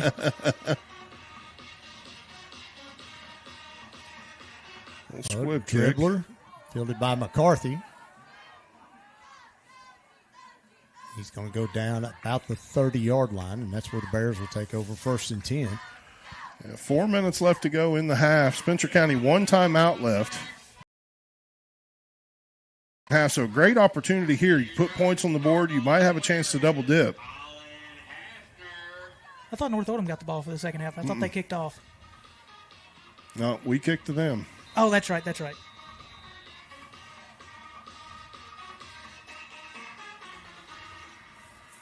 Oh. Sorry, I'm watching like 4 games up here. Valley just got a fumble, and they are trying to run this back right now. They're only down 14-12 to Franklin County. I told people this week I thought they had a puncher's chance. Davis. Still on his feet. Nice. He's going to pick up about 5 on that, and that should have been a loss. There's a young man right there in Keon Davis that's been impressive for the Bears this year, and you could really tell. Bo and I talked about Dakota.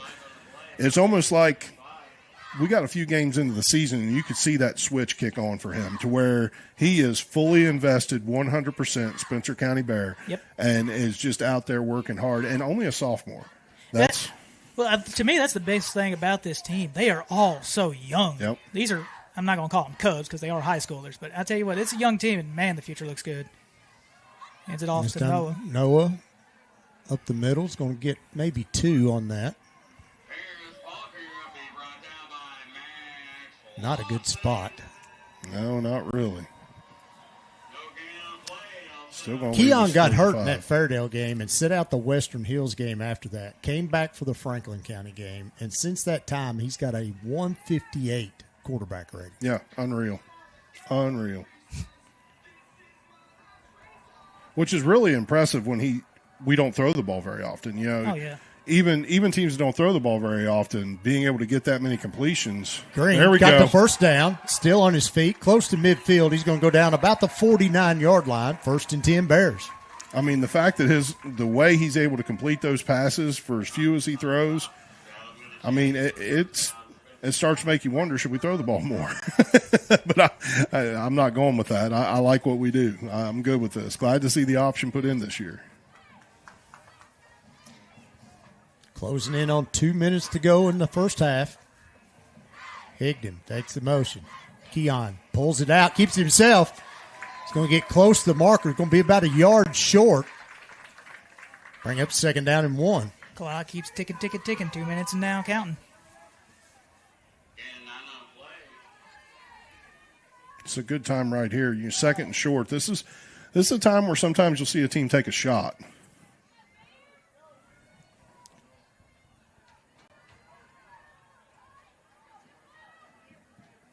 Hand off to Crop. Gets the first down. Turning them legs. Legs. Love it. Going to get up to the 35-yard line. See, that's where you were talking about Mike Allstott. Bo and I look at Larry Zonka. Oh, yeah. We're a little older. We're a little older. You're going to the Dolphins. Hey, I still know football. It ain't nothing like that.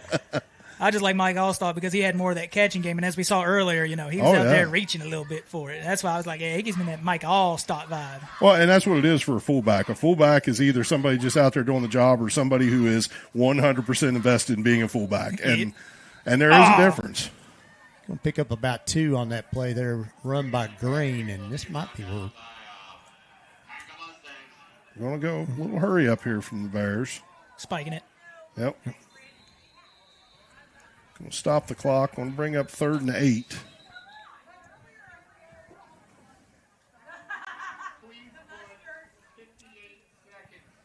Going to add 3 more seconds back to the clock.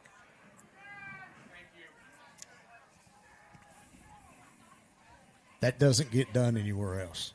No, having that mic is huge. That's kudos to North Oldham. 100%. I was going to say, I don't think it's one of those, especially at all the places that don't have that kind of communication. You got the ref, he's like holding up a 2, and then trying to say like 4. It's like playing a game of Simon Says, basically. Well, and is the clock operator even paying attention? You can't even get their attention sometimes. They're looking, talking something else. And, having that mic is.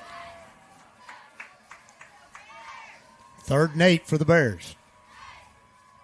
This time, handoff goes to Higdon. Tries to cut it back. It took too long. Go down about the 30-yard line. Took too long right there. Caleb Higdon rolling out, trying to let his blocks develop, but kudos for letting the blocks develop, but you have to still be able to cut up fast enough that other people can't fill in, and that just took too long to get there. Timeout, North Oldham. Yeah, Coach Roberts trying to save a little bit of clock. 4th down here. If the Bears aren't able to convert this, be a turnover on downs, trying to give himself the opportunity to maybe at least get another 3 on the scoreboard before they go to half. I was going to say, I actually know the special teams for North Oldham very well. Jackson Brazel, their long snapper, challenged me a little bit to a challenge in this offseason. He did beat me, so that was 1 loss, but we're not going to talk about that. But Christopher Waldron, he has one heck of a leg. Yeah. So, and North Oldham's had a history of good kickers throughout their whole entire thing. So it wouldn't surprise me at all. He's taking this time out because in his eyes, I'm sure Coach Roberts is looking at, I only need 30 yards and I'm getting myself a field goal. Yeah, and actually that last possession alone, North Oldham plenty of opportunities to pick up chunk yardage as they were able to find soft spots and zones. Daniels running the football, picking up chunk yardage that way, and of course still having 2 timeouts of his own to work with. So really important the Bears pick this up. Big play here for the Bears. Sure, North Oldham's looking for the 4th down waggle. and 5. Green in motion. Keon rolls out to the right, looking to pass. He's got a man open. Smalley. He's going to go out of bounds. He does have enough for the first down and stops the clock. That's smart. Glad to see him get out of bounds on his own power. If he would have actually gotten tackled out of bounds, pushed back and out of bounds, they could have given him his forward progress and then then as soon as they moved the chains, fired the clock. Bears hurrying. I think they didn't. They didn't. Yeah, they gave him his forward progress then. Yeah, the clock started. Yeah, it looks like the head official right now is talking to Marksberry about that. Yeah, I mean, to me, it looked like to me live that Armin Smalley under his own power ran backwards out of bounds. And that's the whole thing. If you run backwards on your own will. Then it's where you go out of bounds. If you're pushed back, then you get your forward progress. I never saw him get pushed. 41 seconds left. 2nd down and 6 for the Bears. North Oldham 19-yard line. Higdon in motion. Smalley Davis across the looking middle. to pass. Now he's in trouble. He's got to run it himself. He does Gets get out of bounds. There you go. Stops the clock with 35 seconds left. Smart play from a sophomore right there. Knows he can't get much down the field, just decides to tuck it and run, and runs out of bounds to save our one timeout. Yeah, pick up a couple yards in the process. But it's, like you said, very intelligent for a sophomore. By that point in time, he had two options, run it out of bounds or throw it out of bounds. And he picked the one to get a few yards with. So.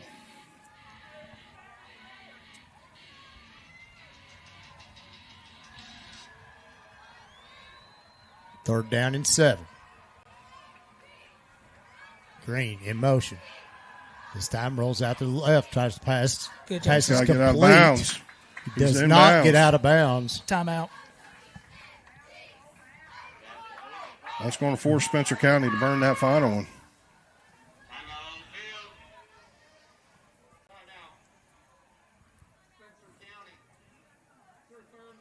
It's going to be 4th and about 4. You got to think, at least I'm thinking, to call that timeout as quickly as he did, I'm expecting Marksbury to put his offense back out on the field. Yeah. You know, if you're going to send Jackson Brown out there for 3, you're going to want to let that clock run down. Yep. And, you know, get it down to 2 or 3 seconds, then call your timeout, send Jackson out there to kick that field goal. But I really think he's still trying to save a little bit of time, try to be able to get 6 on this drive. It'd be real nice to go in the locker room tied.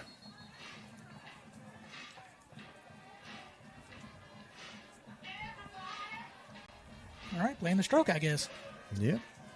I'm an old rock and roll, so it's nice to hear music. Though, I don't know about those Bears. When I was on the sideline, I'd always get going every time I hear the music. I was one of those. I let the music kind of get me going. That's just how it was.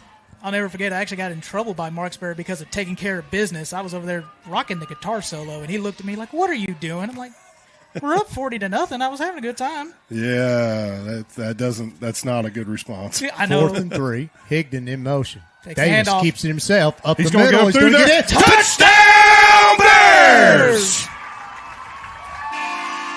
12-yard touchdown run by Keon Davis.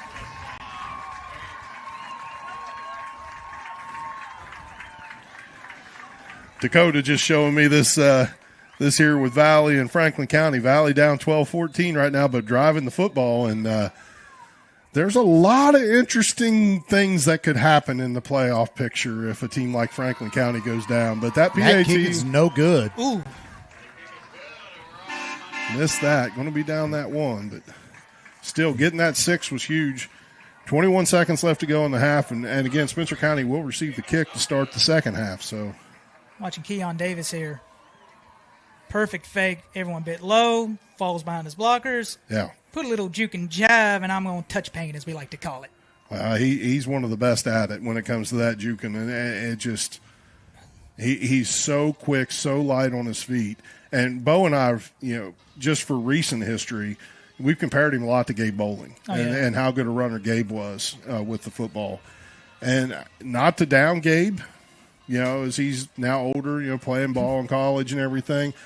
But to be a sophomore doing that and with a better arm than what Gabe had as a sophomore. And so it's kind of impressive to see Keon doing what he's doing and really looking forward to the next 2 years. I love each and every single second of that, that's for sure. I was saying, I've had the privilege of seeing a lot of great running backs and stuff come through here. I just say, the way he moves and stops, he reminds me of a good friend of mine that I played with back in 2015 and 16, Brandon Left. Man, the way he would juke. I swear he would make people look silly. Yeah, break their ankles. Oh. Yeah. Good kick. High kick. It's going to be fielded about the 7-yard line. Good coverage. Everyone stays in their lanes. Out to the 25. 15 seconds, 2 timeouts for Coach Roberts. I imagine we are going to see a play called on this first one, and it's likely to Coach Roberts is wanting to see the outcome of it before he decides what he wants to do with his timeouts with a few seconds left. I saw Roberts at the top of our screen there. He's right there above the 20. I wonder if he could just call it a hook and ladder. Nah. Nope. Come back this way. They're going to let the Daniel's clock going run to go out. down. They'll probably no. He has called the timeout. Going to get a pickup of, they're going to give him 2 on that. Timeout with 13 seconds left. 2nd down and 8. No, the only reason I thought he may have caught a hook and ladder, I saw him do a little. I'm trying to look like Connor Stallions up here. I saw him hit his foot and stuff. But, here we are on this PAT. Let's see this. Looking at his foot placement, did he pull his left? It might have got blocked a little bit. Ball is coming off funky. Nah, let's see. Right here. Well, I don't know. It's hard to see if a finger moved or anything. Say. Those are those hard ones that you always try to get. Again, this is the fun stuff Bo and I get to play with every week. I mean, we show up, we hit a button, and we talk, but we have all these toys. It's great. Hey, I know how it would be. I get to use some at WOKY every so often. All right, here we go. Daniels back, looking to pass. Now still on his feet. Fires it out of bounds, incomplete, and with 4 seconds left. Well, the way they're going, I'm expecting another play out of them. Yeah. They were wanting to get something at this point. Yeah, 4 seconds left, though. I mean, you really not a lot you can look forward to here from them. Spencer County just need to not let anything get behind them right now. No. Touchdown, Valley. Wow. Valley 18, Franklin County 14. Telling you. That would upset the apple cart. It would. Oh. Well, and Franklin Simpson's out in Paducah-Tillman tonight, and Franklin Simpson in the regular season gave Paducah-Tillman a game. And so, you just never know. I mean. And we're taking it to the half there. Yep. So your score at the half, North Oldham 21, Spencer County 20. Try to get a word here with Coach Marksbury.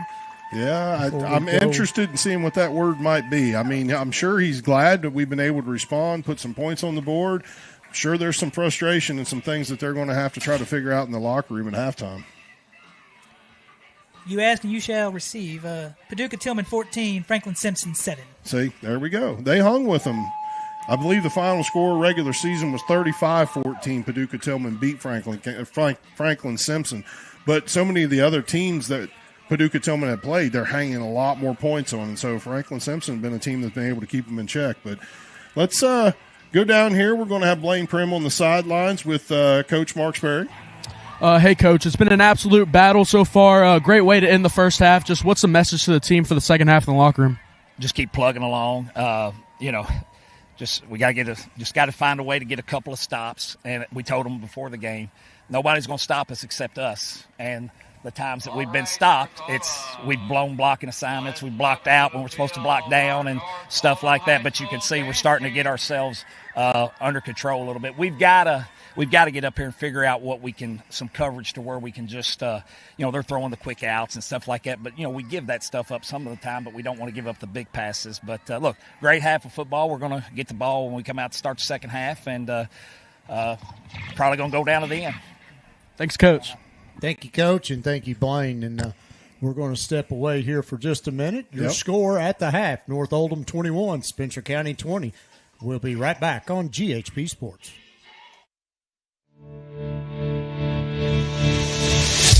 Are you looking for a reputable shop to take care of your ride? Stop by Dougherty's Body Shop and Service Center, offering all manner of body and mechanical work to keep your vehicle looking and performing at its best. Conveniently located at 910 Taylorsville Road in Taylorsville, or find us on the web at Dougherty'sBodyShop.com. Dougherty's Body Shop and Service Center. Big or small, we fix it all.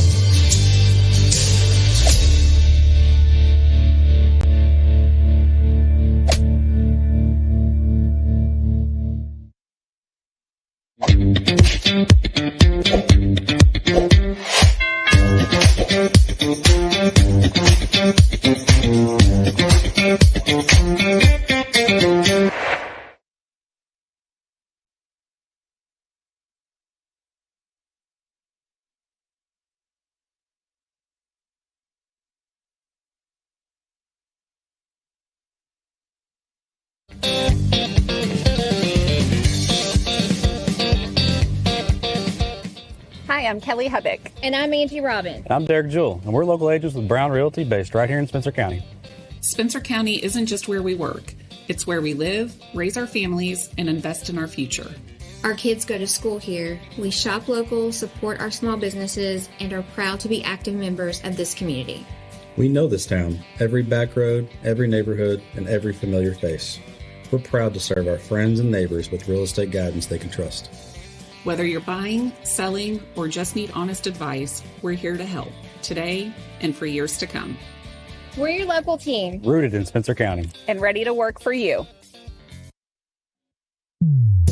Country Mart in Taylorsville has the finest selection of freshly butchered meats, produce, and all of the other ingredients to make your mealtime a victory. If you're running short on time or just don't feel like cooking, Country Mart is the only place in Taylorsville to get delicious Champs chicken. Dine in or take it to go. Your family will love it. Make sure to use your Country Mart card to save on food and earn points at the pump. Country Mart, your local grocery, proudly serving Taylorsville and all of Spencer County for over 50 years. Who is Thoroughbred Asset Management? We are local financial professionals for local people. We are your hometown coaches. You'll see us at your school ball games, your church functions, our local chamber events. Investing in Thoroughbred Asset Management means investing in you. We are community members with a goal of helping others. We know you work hard for your money. Let Thoroughbred Asset Management help plan a retirement strategy that works for you. We have access to all types of investment options and will form a plan that fits your individual needs. We have the tools and strategies we need to help make your goals become a reality. Where are Spencer County's future leaders? Where are they learning to take charge, inspire change, and build a better community? They're right here at Spencer County High School, and it all starts in the classrooms of Family and Consumer Sciences. This is Family and Consumer Sciences, and it's not your grandmother's home ec. Our students are mastering critical life and career skills before they graduate. They're learning to be innovative chefs, smart financial planners, creative interior designers, and compassionate educators. From advanced culinary arts and nutrition to financial literacy, child development, and interior design. These are the skills that build careers and strong communities. This is Family and Consumer Sciences, and it's a powerful, hands-on launchpad for the 21st century. Our philosophy is simple: learn by doing. It's not enough to read about a budget. You have to build one. It's not enough to watch a video on infant car seat safety. You have to place an infant simulator in a car seat and actually take care of the baby for a few days. It's not enough to read a recipe. You have to lead a kitchen. We're giving these students the certifications and hands-on experience that make them immediately valuable to an employer, to a college, and to their community. And they prove it through FCCLA, Family, Career, and Community Leaders of America. FCCLA is where students take their leadership skills and apply them in the real world. They compete in STAR events, presenting solutions to complex problems. They hold officer positions on the chapter, regional, state, and national levels. They earn degrees of achievement and make their communities better places to live. Spencer County High School FCCLA is rich in history. Did you know that our SCHS chapter was home to Chris Colburn, Kentucky's first ever male state officer? Other familiar faces and current community leaders like Charlie Tishner, Sarah Steele, and Leslie Slaughter all served as state officers during their time in FCCLA. Those leaders created a legacy of leadership that is carried on today with 3 current regional officers: Gavin Bowling, Jessica McCarley, and Fabi Marin. A current state officer, Hadley Roberts, who serves as the State Vice President of Community Service, and Kendall Slaughter, the National Vice President of Development, who is elected as our first national officer in Spencer County history. Our students don't just learn, they lead. They compete nationwide, they win, and they bring those skills right back here to Spencer County. One student says, FCCLA gave me my voice. I went from being nervous about public speaking to presenting at a state conference for a project I helped create. It's given me the confidence to lead, to organize, and to know that my ideas matter. That's something I'll use for the rest of my life. But it's not just about competition, it's about community. Our FCCLA members are dedicated to service, running projects that directly support our neighbors right here in Spencer County. Spencer County High School's Family and Consumer Sciences program is a pipeline of passionate, professional, and service-ready young adults. Spencer County FCCLA and FCS program, be proud of the future we are building together. At Spencer County High School, innovation takes flight, literally. Welcome to the engineering pathway, where creativity, technology, and problem solving come together to shape the engineers of tomorrow. In Engineering 1, students dive into the engineering design process, learning how to turn ideas into real-world solutions. They explore structural design, build bridges, learn the fundamentals of coding, and discover how math and science can be used to solve human challenges. An introduction to 3D printing, creativity meets technology. Students learn CAD modeling, CNC machining, and laser cutting and engraving, transforming digital designs into physical creations.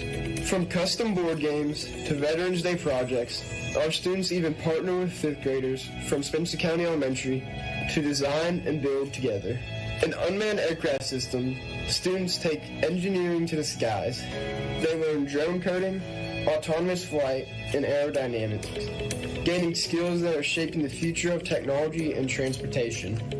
The pathway concludes with the engineering capstone, where seniors complete transition to engineering, or T2E coursework, the same level of rigor college freshmen face at the University of Louisville, UK, Murray State, and Western Kentucky University. This class challenges students to think, design, and lead like real engineers. Every engineering student is a member of the Technology Student Association, or TSA, from regionals at the University of Louisville in January to state competition in downtown Louisville in March. Our students showcase their innovation, teamwork, and technical excellence. Year after year, our engineering students excel on their end-of-program exams, demonstrating their employability, technical knowledge, and engineering skills. At Spencer County High School, we don't just study engineering. We live it, build it, and fly it. Join the engineering pathway and start designing the future today.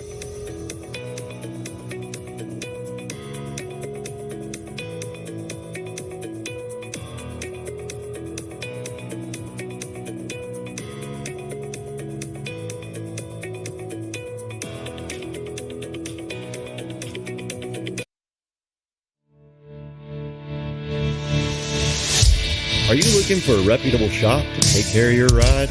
Stop by Dougherty's Body Shop and Service Center, offering all manner of body and mechanical work to keep your vehicle looking and performing at its best. Conveniently located at 910 Taylorsville Road in Taylorsville, or find us on the web at Dougherty'sBodyShop.com. Dougherty's Body Shop and Service Center. Big or small, we fix it all.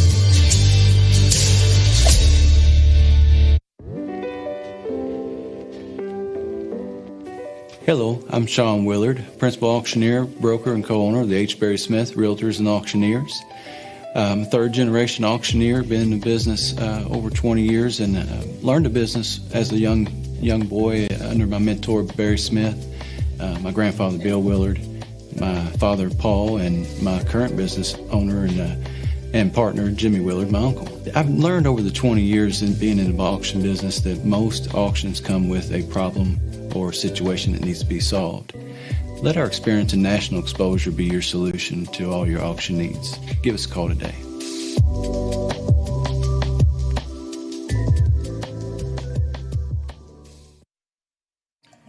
Welcome back to North Oldham High School, our Dougherty's Body Shop and Service Center game of the week. North Oldham leads Spencer County 21-20, and we don't have much time, but we do want to say thank you to Dakota. Yes. Appreciate you coming by. Like I told you, man, you let us know. We will have a mic for you. I say thank you all for letting me come out here. I really enjoyed it, and don't worry, I'm going to keep GHP on as I drive all the way back to work because I got a feeling something special is about to happen in Goshen, and the team in white's going to pull this one out. That's just my little gut feeling right now. I like that. But yeah, no, thank you all very much, and I will catch you all on the flip side. Thank you, Charlie, again. I'm giving you the shout-out. Thank you, sir. We appreciate Dakota coming on. It's always good to have a former Bear come back, and then one with the knowledge that he has too. Yeah. It's a treat. You know, we got that with our superintendent, Dr. Foster, a couple weeks ago, and then got another one here tonight. So we appreciate it. 2.5 minutes on the clock, and John, neither team has come out of the locker room yet. No. So I'm sure we've got plenty of time here. We'll go over some quick stats. First for the teams, we've got, let me figure out which one's which here.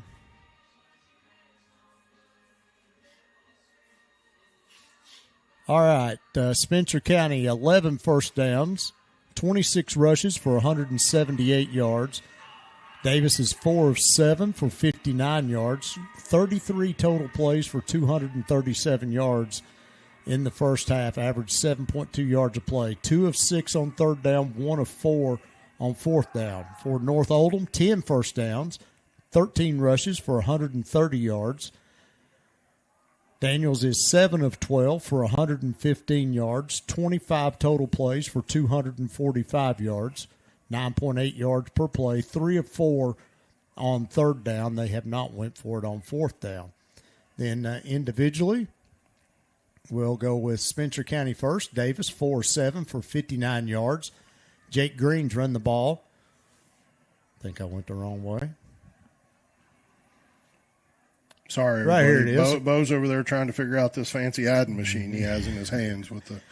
Jake Green's run the ball 9 times for 79 yards. Keon Davis, 8 for 49. Noah Kropp, 7 for 28. Caleb Higdon, 2 for 22. And those 4 passes that Keon completed, 1 went to Green for 25, 2 to Noah Kropp for 23, 1 to Smalley for 11.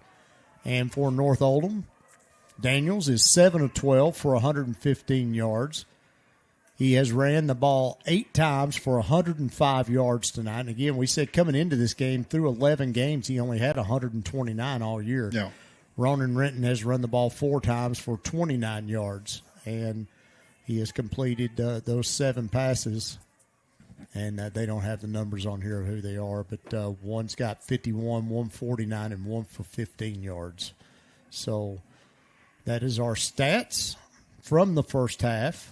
And, John, first half, Spencer County got smacked in the mouth, and they come back and they answered. Yeah. And done some smacking of their own, tied the ball game up at 14. And now, this is going to be one of those where it goes back and forth. You never know. It could be last man to have the ball. Yeah, it seems to be shaping up that way. Really, really impressed with how Spencer County was able to respond, because not only did they get punched in the mouth, they kind of got punched in the mouth twice.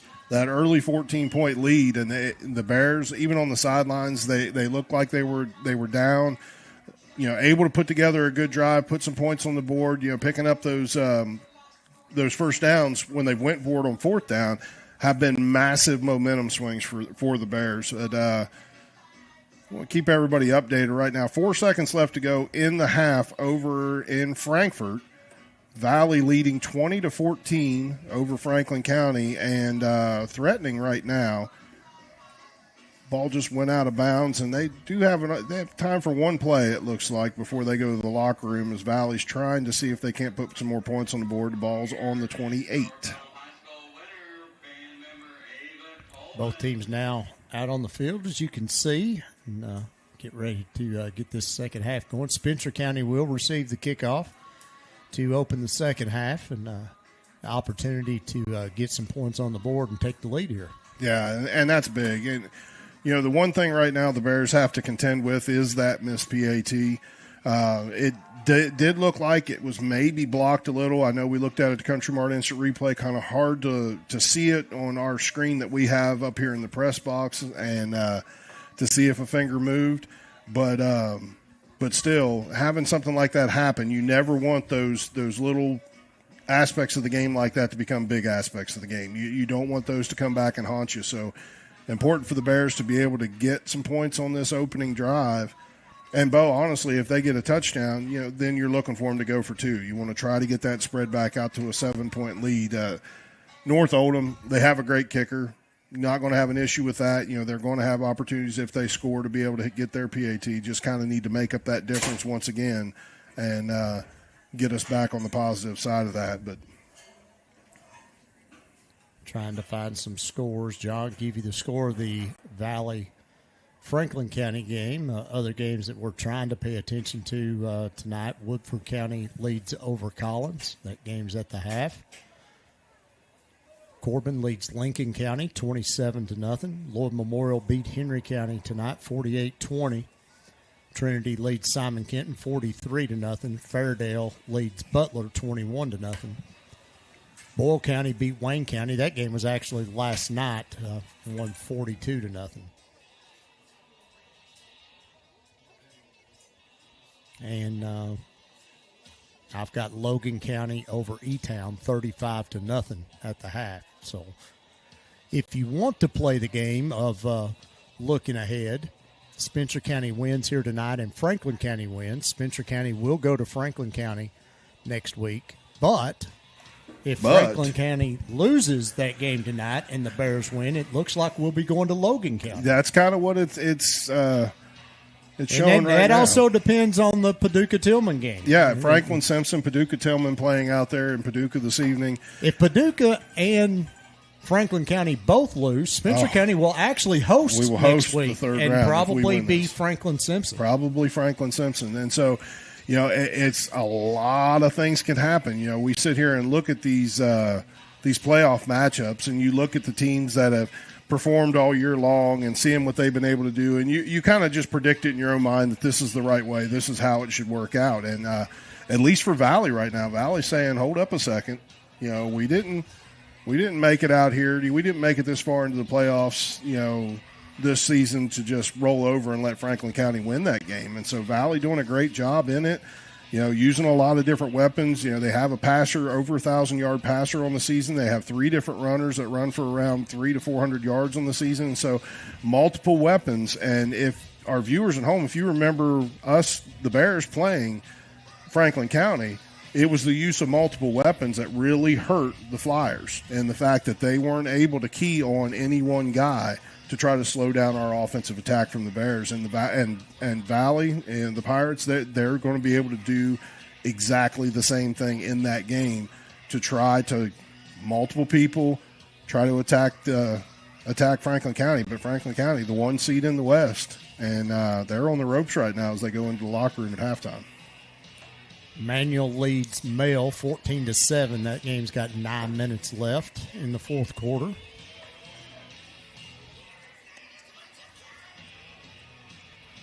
This opening possession right here for the Bears is going to tell us a lot. It's going to tell us a lot about how these boys respond coming out of the locker room. It's going to tell us a lot about their emotion and energy that they have for these last 24 minutes of football. Smalley and Green back deep for the Bears. We've seen a lot of pooch kicks out of the North Oldham kicker so far. This one, he puts the full boot into it, and Green fields it inside the 5. Tries to reverse field, cuts up the middle. It's going to get across the 20 to about the 21-yard line. The Bears will take over their 1st and 10. They're going to mark him right at the 20. Now the chess match begins, Bo. Both of these coaching staffs are great staffs. Both of them went into locker rooms needing to make adjustments. Of course, North Oldham needing just to figure out how to slow down this rushing attack from the Bears. Spencer County needing to figure out how to keep Daniels from running the ball, and also these soft spots in their zone coverage. But, there's a lot both teams needed to fix. We're going to see who did it best. And off to Crop's got some room, still on his feet, out across the 35 to the 36-yard line. 16-yard gain for Noah Crop. That's a good start right there, Bo. Of course, early in the game, we've seen that little run up the middle. You get that little fullback dive, and first half, North Oldham seemed to be on it. When Noah handed that football, linebackers crashing the gap, and right there, Noah just hitting that hole hard, being able to pick up the first down, and we're off and running. 1st and 10 for the Bears. They're on 36. Higdon in motion. He takes the pitch, goes around the left side, cuts back up toward the middle. Makes a couple men miss, gets across the 45 to about the 47-yard line, pickup of 11. I'll take chunkers like that. That's Noah Crop and Caleb Higdon now picking up first down runs to move the chains. I mean, that's what we need right now. Stay ahead of the chains.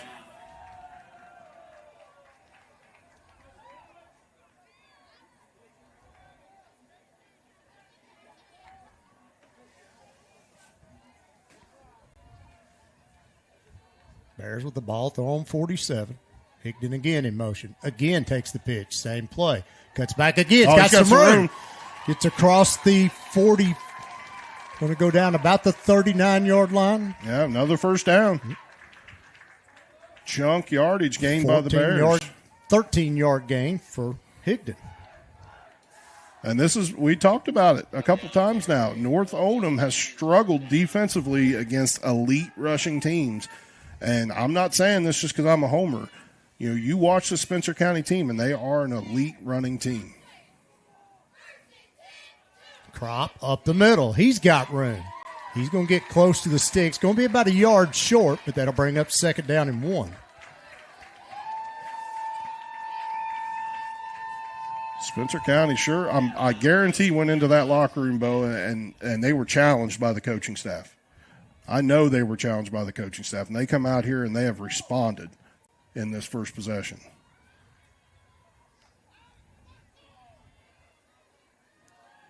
Second 1 from the North Oldham 31. And off again to Crop. Got the first down. Broke a tackle. Stays on his feet. We might have face mask, too, coming in potentially. Couple different flags thrown. Right in the middle, flag on play.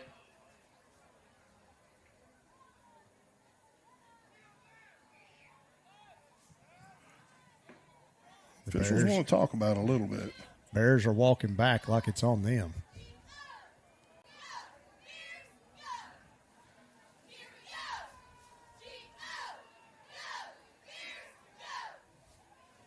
I don't know how it could have been. The time the flag was thrown, Noah Crop was by himself with nothing but North Oldham guys draped on him.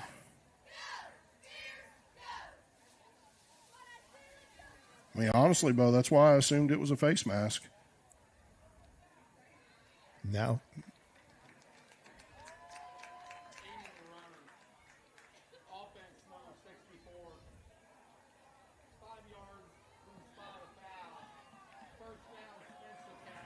So aiding the runner was the call. Okay, that's a first one on me. Me too. Explain that. I can't. I mean, that's isn't that what the tush push is? Yeah, I mean that's all it is a group of guys helping push another guy to keep him on his feet and pick up some yardage. The result of the play is still a first down after the penalty, but that one leaves me scratching my head a little.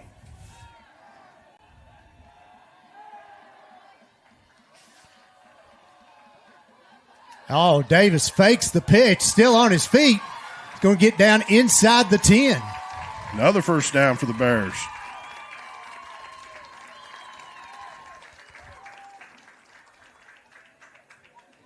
Bears to be down to the 10-yard line. They're right down around the 10. They are not lining the sticks up. Goal to go. First and goal from the 10.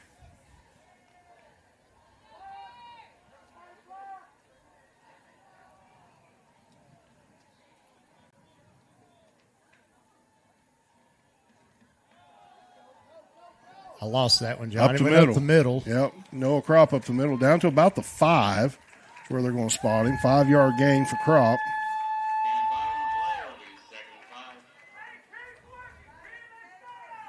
Spencer County getting a really, really good push up front to start this second half. And for what we saw in the first half, Bo, it seemed to be almost at times a little bit of a stalemate between the defensive front of North Oldham and the Spencer County offensive line. Spencer County offensive line, it's a stalemate no more. They are getting a push.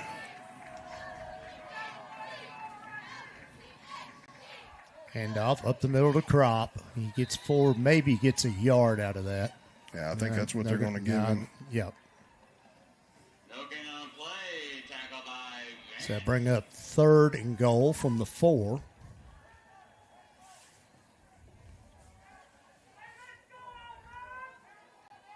It'll be 3rd and goal. See, and this is where you've been working Crop up the middle. Wouldn't be surprised if we try to hit something else right here. Green there it is, to Jake the left Green. side.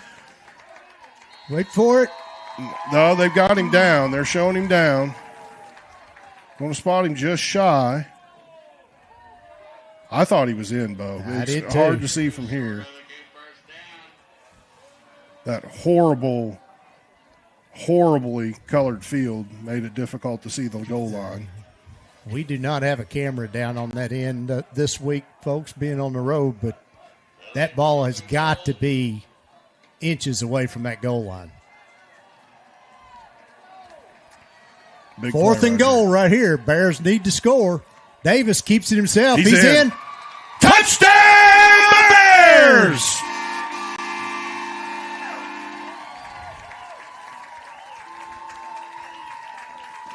Spencer County coming out swinging in the third quarter, Bo.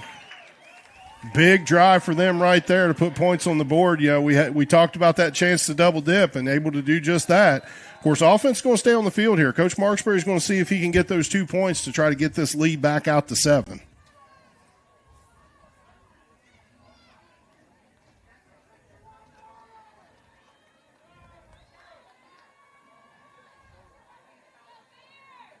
Higdon in motion. Keon's going to keep it himself, and he's not going to get there. Nope, going to be just shy. I do the same thing. I make that same call.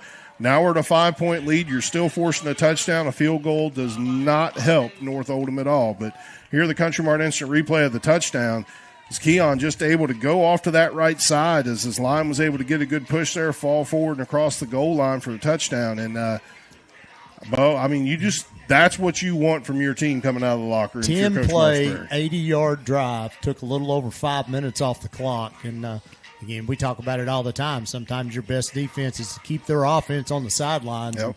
And you've kept their offense over there for almost half this third quarter. Well, and, the great thing about it, too, a lot of what Spencer County would have done in the locker room at halftime, Bo, was defensive adjustments. There wasn't much in offense adjustments needed to be made. The offense was moving the football, and proof right there coming out of the locker room. Offense is moving the football. Be interesting to see these adjustments that Coach Eldridge has made with his defense to see if they can't slow down this North Oldham offense and get them off the field quick. Another opportunity for us to have the ball and put more points on the board.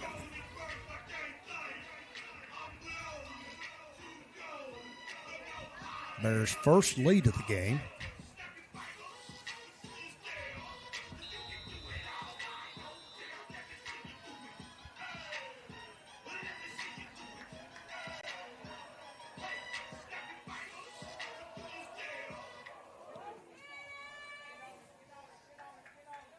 No, he's going to let it go out of bounds. Yep. He's going to bring the ball up. Being a procedural penalty there on the Bears. I'm getting a message, John, that you can't pull the runner. You can push him. Okay. You can't pull him, and that's what happened on that play. I didn't, but Dennis. You see, even then, I didn't see that because at the point in time when the flags were thrown, nobody was around the runner except for defensive players. I don't know. It doesn't matter now. We still got the touchdown. Yeah, we did. And kick out of bounds, going to set the ball at the 35 to start North Oldham's first possession of the second half.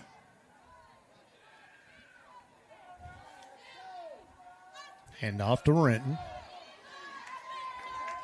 Going to get about 8 on that carry. Yeah, second down and 2. Amari McCarthy with the tackle. Bet he probably wishes he could have got that tackle a few yards before then. That's a big gain right there on something that North Oldham, yes, they lean on him a little bit, Renton, when it comes to running the football, but it's not something they've had a lot of success with tonight. And so to start out that way, try to soften up the middle of the defense of the Bears before they go back to throwing the football. Man in motion. Hand off again to Renton. Oh, Caught in nothing. the backfield. Initially by Jacob Goodlett, but then Paxton Truitt come up and finished it off. So we talked about at the beginning of the game, Paxton Truitt, Ryan Toby also having a big effect in the backfield when they were able to get pressure. You see number 30, you see number 7. I mean, it's been impressive. And then, of course, the big hit earlier in the game came from Brody Phelps as he shot that gap and able to put pressure on Daniels. But now we're talking, we backed him up a little bit, 3rd and 4 instead of 3rd and 2. Empty backfield. Daniels, sidearm, wide open over here on the left side. Going to go out of bounds. Good enough for the first down. Ronan Renton. Well, and that's what you give up. That's what Coach Marksbury was talking about going into the locker room at halftime. that's one area where if you're going to commit guys to either pressuring the quarterback, you're going to commit guys to maybe spying Daniels where he's hurt you with his leg so far, it's got to come from somewhere. You can't put 12, 13 guys on the field. You have to do it with the 11 that you have. And their situation cover 4 defense where, Caleb Higdon actually being in his safety spot was one of the deep zone guys coming up to make that tackle simply because we had to move people somewhere in order to take care of Daniels. Officials having another conversation here.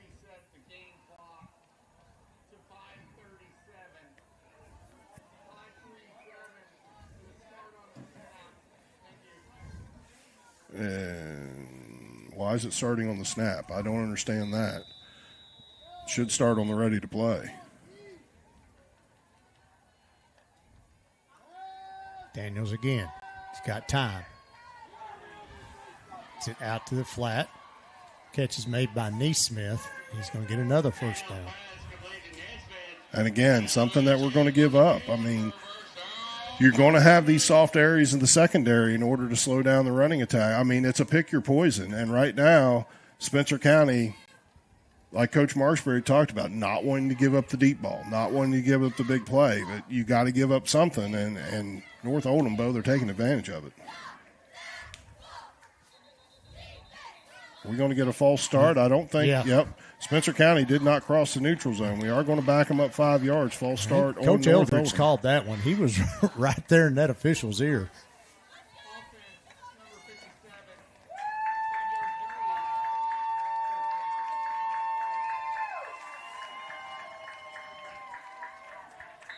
Set them up with a 1st and 15. 5th penalty for 50 yards on the night for the Mustangs. If I'm not mistaken, Spencer County just has 2. The illegal, 3 counting that illegal shift, Yep. the aid, and then yeah. Ooh, almost picked off by Isaiah Smith.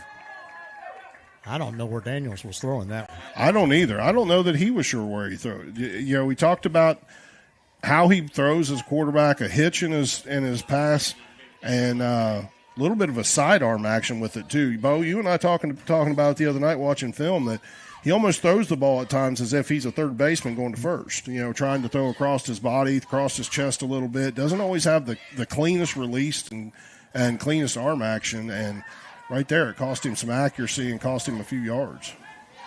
2nd and 15 for the Mustangs. Empty backfield for Daniels. Steps up in the pocket. Now he's going to go down. Brody Phelps. We'll lose a couple more off of that now. Going to back him up now. It's going to be 3rd and 17 for the North Oldham Mustangs. And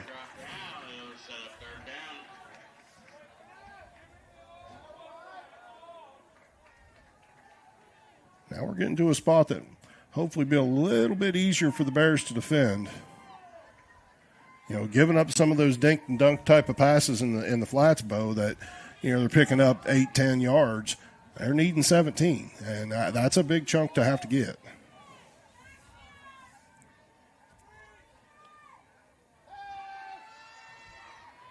Quickly. It's open. Still on his feet. It's going to get down close to the marker. We'll see where they spot it. Going to be a couple yards short.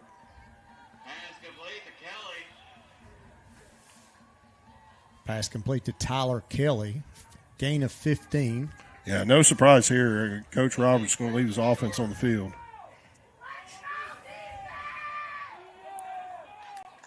Big play right here. Opportunity for the Bears to get off the field. Trips to the wide side of the field. I'm going to try to get Spencer County to jump off sides. Bears disciplined.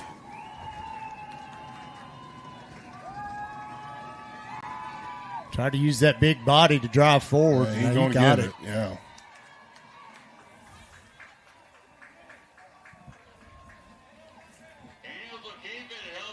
That's the advantage of having that 6'5" quarterback. Yeah. As long as he's falling forward, he was going to pick up good yardage. So a little update. Franklin County came out. First possession of the second half, put a touchdown on the scoreboard. 21-20, Franklin County leads the Valley Vikings. Daniels rolls out. That pass was still caught. The receiver fell down. It's Tompkins. Daniels pass complete to Tompkins. Be a first down. Bears started this half, John, with a 10-yard drive. 10th play here for the Mustangs on this drive.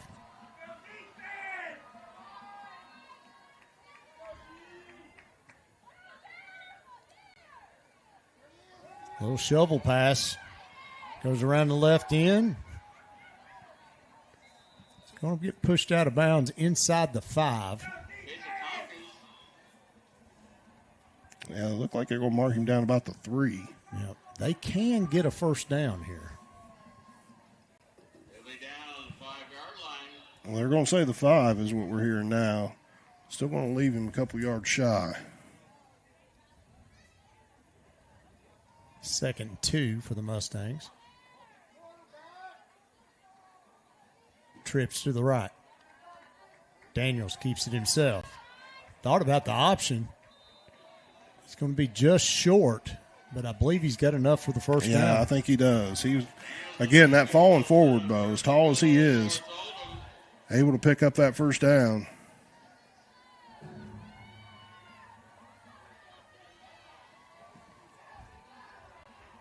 First and goal from the 1.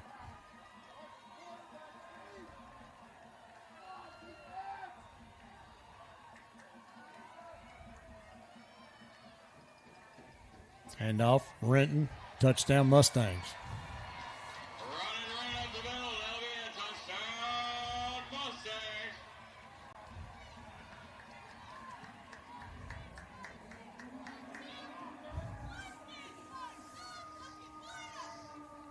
Mustangs. That'll make it 27-26.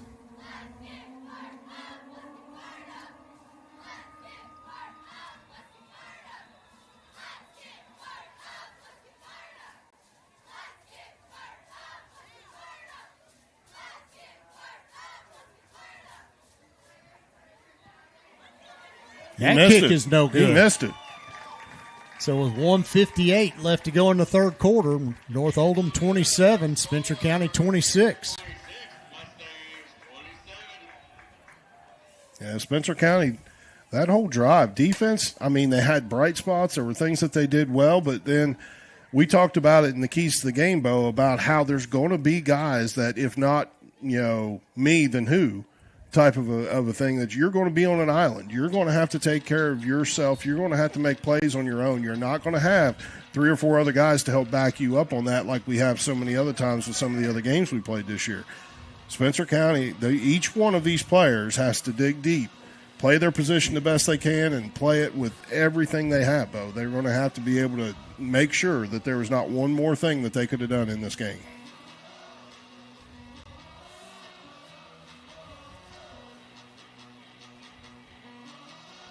Two possessions in the second half, 2 touchdowns. Bears need to keep the momentum going here. Call offsides. Yep, we're going to have an offsides.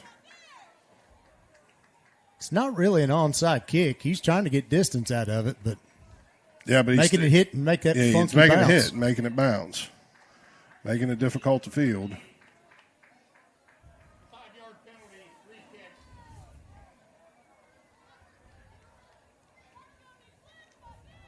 So they're going to back him up to the 35.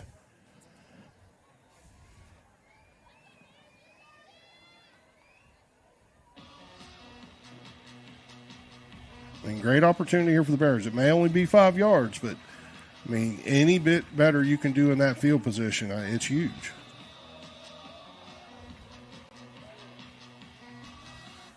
Short kick. It's going to land. Oh. McCarthy gets it and gets nailed just as he makes the grab. Well, it looked like, from my point of view, Bo, that McCarthy was trying to let that ball go out of bounds. It was. It hit the ground and did not take the hop that he thought it was going to. Had to field that football. I mean, that's a live football after 10 yards. Had to be able to get hands on that football, but still, decent field position now for the Bears. Going to start at their own 28-yard line. Last possession really just kind of had their way with North Oldham and being able to get these offensive plays downfield, picking up chunk yardage. Hope to see a little bit more of that out of the Bears. Minute 57 left to go in the third. Manuel has the ball at its own 34-yard line with 32 seconds left. Mail leads 15-14. Wow. One of the top teams in 6A about to go down. And off to Green. Waits on his blocker. He's going to get forward to about the... There comes a flag late. He did get up to the 30.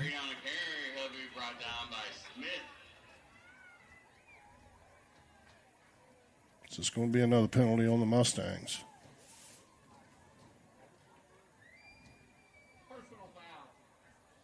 Another face mask. Could be 15-yarder, too.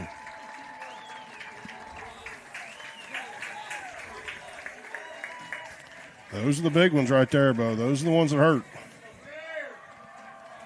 Pulaski County defeats South Laurel 42-13. St. X 50, Bullitt East 20 is gone final.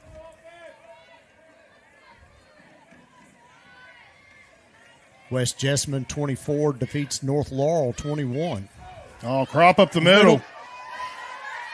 He's going to get right at the stick. Another first down. Yep. Spencer County plugging along.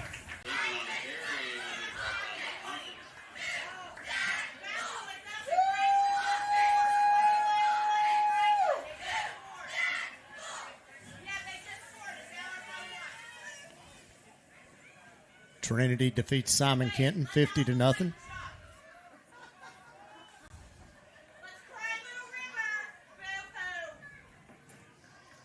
And off again up the middle.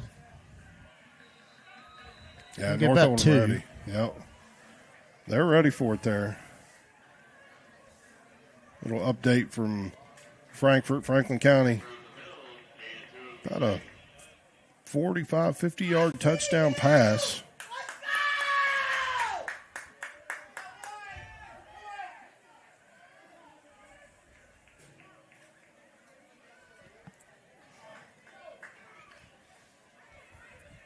.30 seconds left to go in the third quarter. Second down and 8 from the Bears. North Oldham 42-yard line. Higdon in motion. This time the option goes to Higdon on the outside. Yeah, that pitch wasn't there. Not the read that Keon Davis needed to make. Two guys actually out there covering the pitch man. And that's going to take us to the end of the third quarter. Yeah, and I led it if I'm Coach Marksbury. No problem at all. And that's it. You're at the end of 3. North Oldham 27, Spencer County 26. We'll be right back on GHP Sports. Are you looking for a reputable shop to take care of your ride? Stop by Dougherty's Body Shop and Service Center, offering all manner of body and mechanical work to keep your vehicle looking and performing at its best. Conveniently located at 910 Taylorsville Road in Taylorsville, or find us on the web at Dougherty'sBodyShop.com. Dougherty's Body Shop and Service Center. Big or small, we fix it all.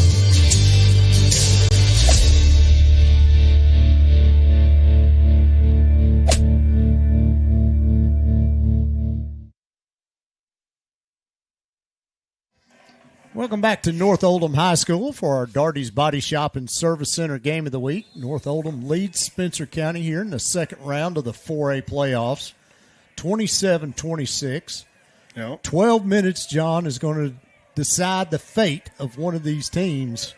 It's going to be the end of their season. Yeah. Spencer County with the football, 3rd and 7. Davis keeps it himself, goes behind Gilbert's got some room, cuts back to the middle. He's got the first down. Keon Davis. He got behind Sunshine there and had a lot of blocking in front of him. Did have a lot of blocking. First team all-district, Richard Gilbert out there on that outside, leading the way for Keon. Keon with that little hide-and-seek that he does behind the line, and, man, love watching him run the ball. Still thrilled that that's a sophomore.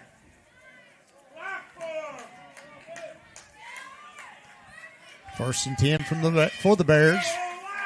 North Oldham 27. Higdon in motion. Keon again keeps himself. Breaks one tackle. He's not going to break that one. Yeah, able to pick up some positive yardage. Got maybe a yard.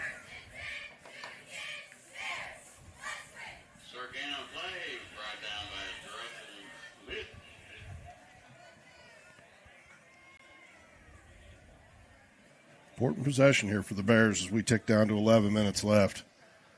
Manual missed a 50-yard field goal at the buzzer. Male defeats Manual 15-14. Wow. One of the top teams in 6A goes down tonight. If it was money in Vegas on that game, there was a bunch lost.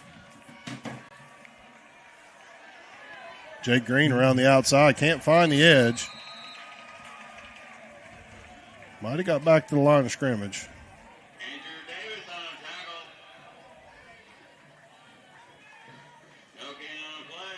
North Oldham doing a little bit better job of flowing with those outside runs that the Bears have. But a lot of what we're seeing of that is the linebackers secondary trying to flow over to fill that in. But a lot of times you do that, safety ends up cheating as well. And if Spencer County dials up the right play, you might have a pass over the middle deep with man coverage. 3rd and 9 for the Bears.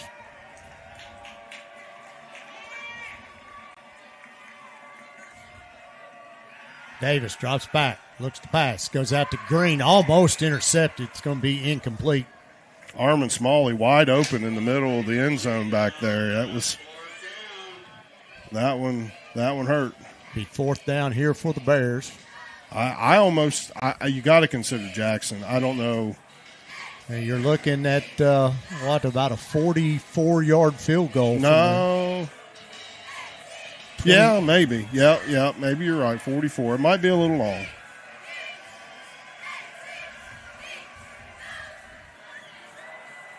Wind blowing, it would be blowing in his face. Big play here for the Bears, yeah. 4th and 9. We're going to get a timeout, Coach Marksbury. Don't blame him. That's a good time to talk.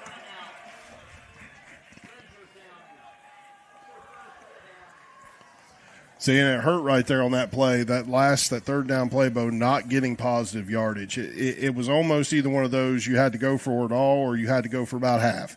And Bears went for it all, not able to complete that pass. But if they could have picked up even 4 or 5 yards, then you really are getting into the wheelhouse of Jackson Brown and having that ability to send him out there and maybe put the Bears back on top. And so not having positive yardage gained on 3rd down, this is what's making this call so difficult.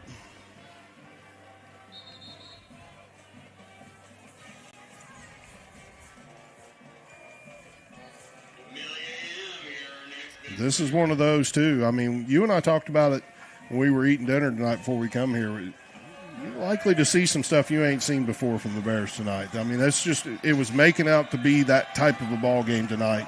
That challenging of a game tonight. Davis quickly puts it up in the air. Got Smalley. It is knocked down by Connor Neesmith. And it'll be a turnover on downs. Yeah, and went to Smalley one play too late right there, Bo.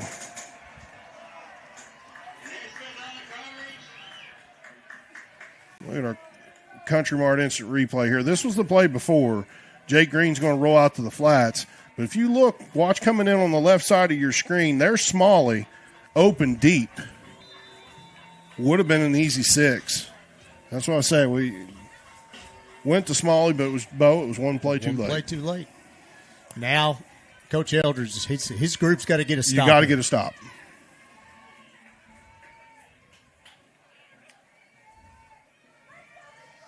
And off to Renton. It's going to pick up maybe a yard or 2. And they're going to mark him right at the line of scrimmage. It's 2nd down and 10 for the Mustangs. 10 minutes left to go in the game. Spencer County still with 2 timeouts. Not in desperation mode yet, but Bo, you're right. A stop here is huge. I mean, worst case, maybe give up a field goal to give yourself an opportunity with a touchdown to win, but obviously prefer to have that field goal option in your back pocket if you're Spencer County. Little shuttle pass again. Going around to the left side. That's going to be close. I believe he's going to be about a yard short. Yeah, they're going to mark him shy. It'll be 3rd down and 1. Covington Catholic defeats Johnson Central 36-29. Wow. I mean, that was one of those matchups this weekend. It was odd because Johnson Central's ranked higher in the RPI. The game was at Johnson Central, and Cuff Cath was the favorite. Yeah. Of course, you also have to consider Covington Catholic. Going for the push here. Yep. And they got it. Cuff Cath plays a lot of teams also from Ohio, though, too. I mean, being right there on the river, being there in Cincinnati. And you and I, neither one have ever been big fans of how the RPI works for when teams play out-of-state teams. It's just odd. You need to be able to give some sort of credit to the competition the team's playing, not, just ignore it simply because they're playing somebody that's not from the state of Kentucky. So, that's one of those that kind of hurts them in that RPI a little bit.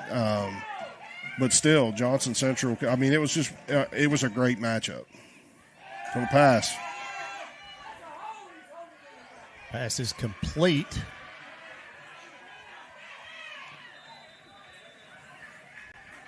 We'll pick up Smart the first play down there by the senior. Tompkins could have ran out of bounds there, and he stopped to make sure that the clock would continue to run. Yeah.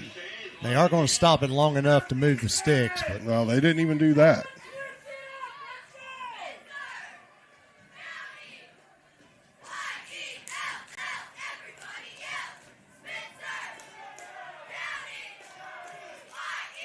Big possession. North Oldham now taking their time.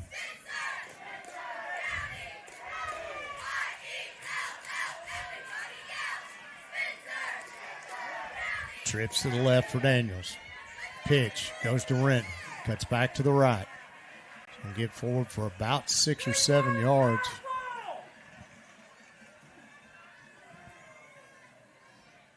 Be 2nd down and 4.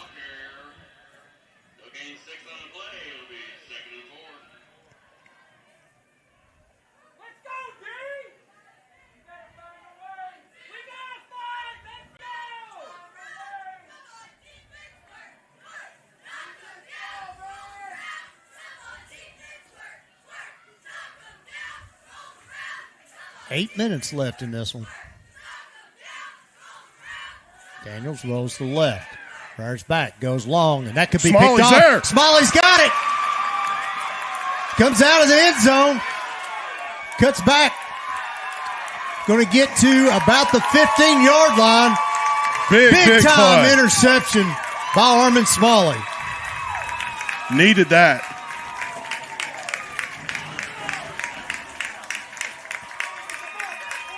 Ball simply just way overthrown by Daniels. Armin Smalley, with the speed he has, able to make a play on that ball and then bringing it out. Of course, a lot of those guys on the secondary, turned into offensive players, got a few blocks for him, able to give him decent field position up to about the 16-yard line is where they're going to take over. 7:44 left to go in the fourth quarter. 2 timeouts for the Bears, trailing by 1. I say it a lot, John, and I'm going to say it again tonight. This is where you need that Mike Marksbury, Spencer County 7-minute drive going down the field. Hand off up the middle, nothing there for Crop. Just need to end it with points is all that matters.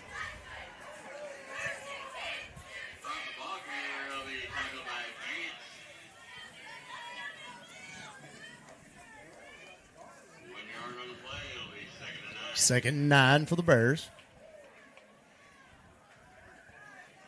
Of course, Marksbury, once again, giving that ball to Noah Crop. He's had some luck up the middle with Noah, but also, even if you don't have luck up the middle with him, you got to force those linebackers to respect that.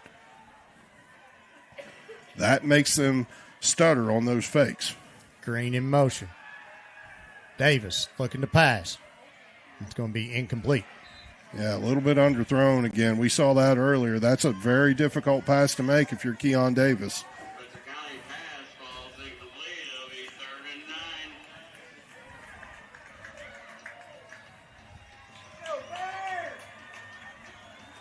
Just get a first down right now, boys. It's all that matters.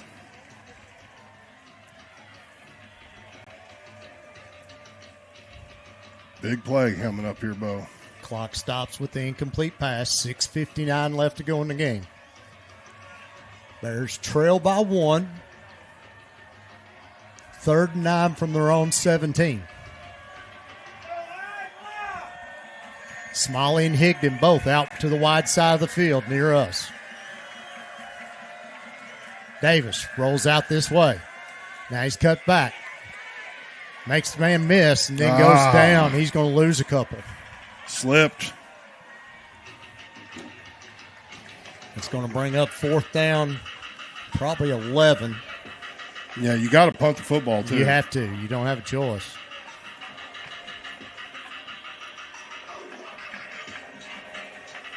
You're really too deep in your own territory to...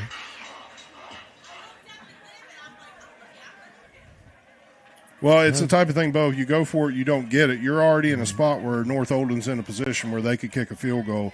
Then you're down 4, and that completely changes your way of thinking when you get the ball back and what you have to snap.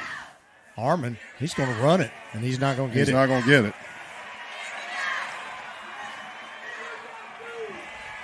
And that actually lose yardage on that. It's going to give North Oldham the football about the 11-yard line.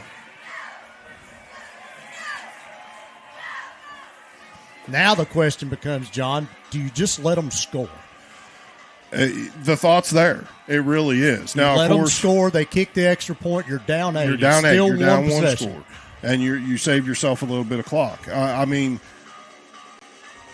really, you got to wait and see what they do these first couple plays. I mean, 6 minutes left to go in the game, 2 timeouts. It's not Hail Mary time yet for the Bears, but we also know it's a Bears offense that does take a little time usually to move the ball down the field.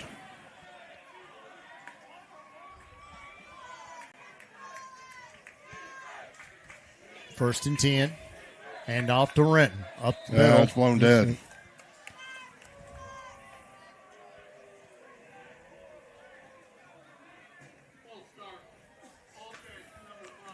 We'll back them up 5 yards. Going to make it 1st and 15 now.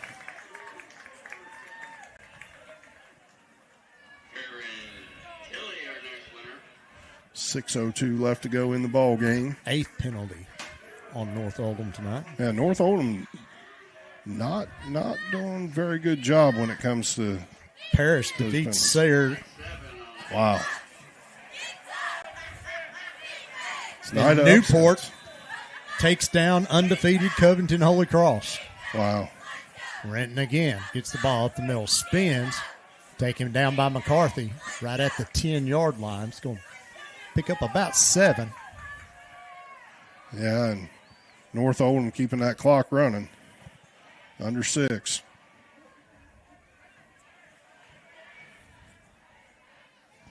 Again, Male defeats Manual tonight. Male lost to Manual 52-13 back on Halloween night, John, just a couple weeks ago. Yeah. And tonight, take them down 15-14.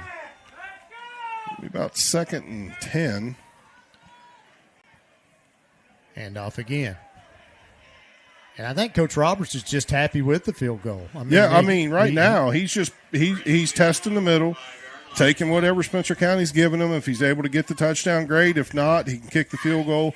3rd down, about 4-3, something left to go. And they can get a first down. They can. They took down about 5 minutes left. Regardless of the outcome here, the Bears are going to have time.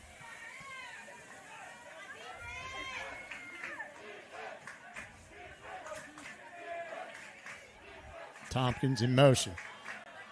Takes a little shovel pass. He's not going to get in. He's going to get up to about the 4-3-yard line.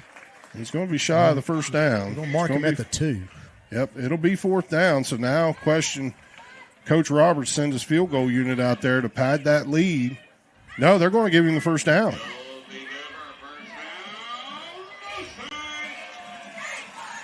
That was big. I thought he was short. I did too. It's on the opposite side of the field from us. Looked like he was at the 3. Line the game was the 2, and he got there. 1st and goal from the 2. Renton up the middle. Touchdown Mustangs. Yeah, I was about to say, Bo, you asked the question earlier with a little over 6 minutes left to go. Is this a point in time where you just let them score? And with them picking up that first down and not scoring, it was, you're starting to get into that. 4 minutes left to go in the game. Go ahead and maybe give them the opportunity to do that. Now does Roberts send his offense back out on the field, betting he can get 2 points here to potentially put the game out of reach. I mean, this is a gamble right here if you're Coach Roberts. If you go for 2 and get it, I mean, it's huge because then the Bears are down 2 scores. If you go for 2 and don't get it, now all of a sudden you're at a point where Spencer County only needs a touchdown with a PAT to tie the game. It's not even that they need the 2-point conversion anymore. And so this is going to be an interesting call. It looks like we got a Bear down in the end zone.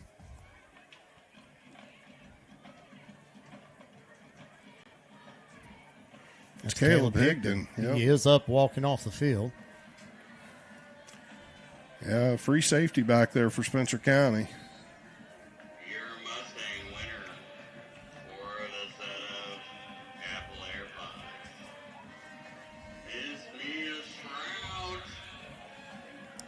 And, Bo, it's looking like the offense is out on the field for North Oldham. I mean, this is a big chance he's taking here. I mean, you kick the extra point here. You force the Bears to have to go for 2. Yeah. By doing this, though, you salt the game away almost. And they're going wide open into the end zone. 9-point lead now. So now the Bears have to score and score quick. Yeah, they do. They need to score twice now. That puts it to where a 2-possession game. 4:12 left to go.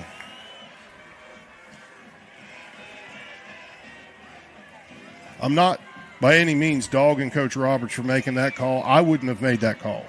Obviously working out for him here, being able to get that 2-possession lead.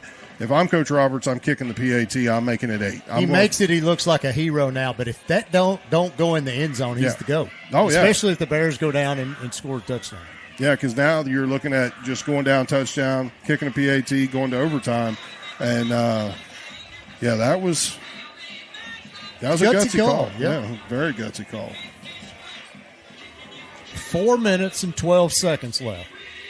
Bears have to score a touchdown and get the ball back.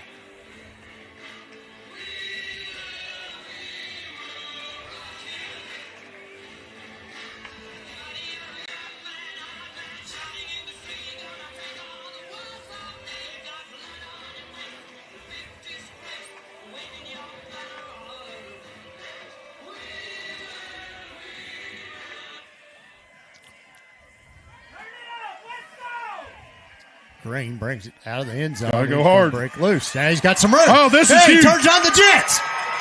Crosses midfield. He's crossed the 40. Got one man to beat. He takes him down about the 25-yard line.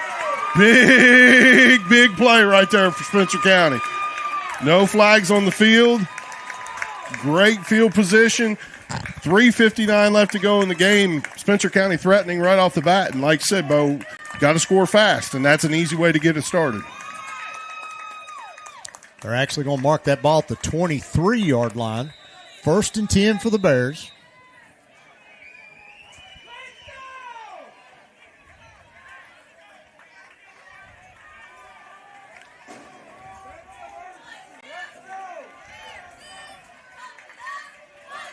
.359 left to go in the ball game. Bears trail by 9. Smalley out to the right. Higdon in motion.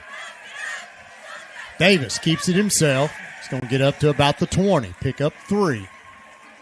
Now the clock is not your friend. Not your friend. 2 timeouts remaining for Spencer County. Of course, right now, if you're Coach Marksberry and you're trying to plan ahead, trying to hope you can get a score here and get the football back, you've got to think like I've only got 1, because you never know if you might need that last one to be able to get the field goal unit out there and have the opportunity to win the game. But right now, 2 timeouts, 3:30 left to go in the 4th. Higdon again in motion, takes the pitch, looks to cut back. He's going to get across the 20 to about the 19. Spencer County calls a timeout, I believe. No, I think we have an injured player down. Might be Higdon again. Yep. Higdon's down the field. Of course, Caleb down in the end zone there on that last possession for Oldham County, for North Oldham, sorry. I probably just – that was blasphemous to any North Oldham fans watching this right now, wasn't it? Big rivalries up here between those three schools. Yeah.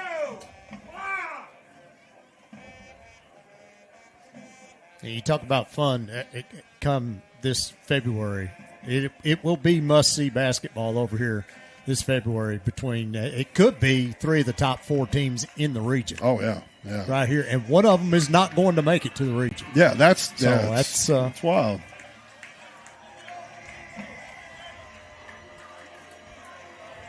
Aiden Trammell in for Higdon. 3:16 left to go. Clock starts. Got man Trammell coverage. in motion. Man on the outside. Davis drops back. Look to pass. He's He's got open. Smalley. Oh! Incomplete. Oh. Last thing I saw before that snap was the man coverage. That'll bring up 4th down for the Bears. Golden opportunity missed there. They are going to kick the field goal now. You have to. Yeah. You have to take the points. You need 2 scores. You have to take the points. And this is going to line up about a 37-yard attempt. Just inside the left hash.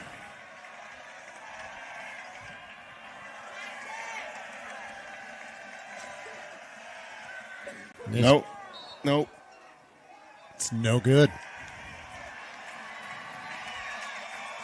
Kind of got under that ball a little bit too much. It's going to turn the football over on downs now to North Oldham. Spencer County only one timeout left. No, they still got the 2. No, they still got the 2. That's right. It was Caleb Higdon being down was what they were able to, was what stopped the clock before. Still 2 timeouts. Missed reception in the end zone. Huge. And then the missed field goal attempt there, and that's really going to put the Bears behind the 8 ball. 3 minutes left to go.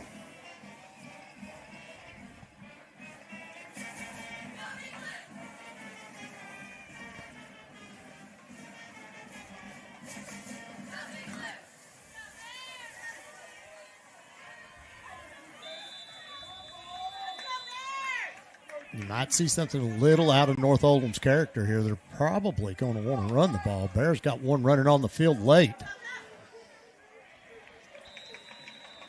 Renton's going to get forward for about 5 on that. It'll be 2nd down and 5. Bears missing a lineman on that.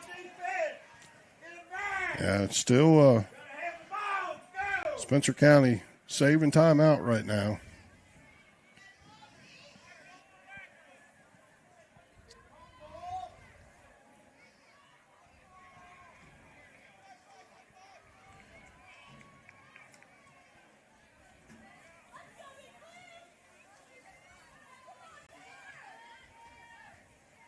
Daniels letting that play clock run down. Hand off again to Renton. He's going to be right at the sticks. I believe they're going to give it to him. Yep, that's 1st down.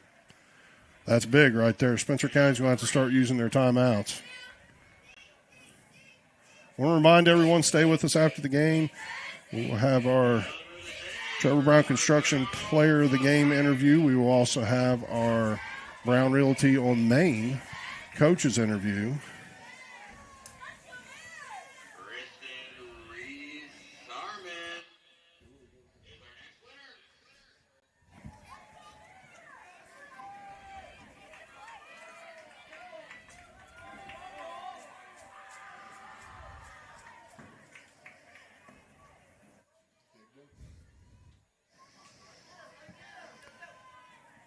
Run up the middle.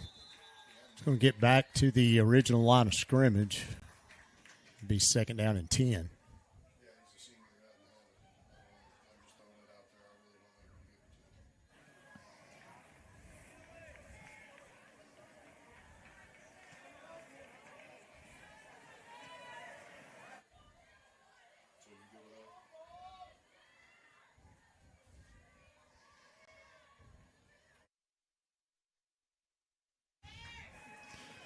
Handoff again to Renton up the middle. It's going to get forward to about the 35-yard line. And Spencer County will call one of their 2 timeouts. 49 seconds left.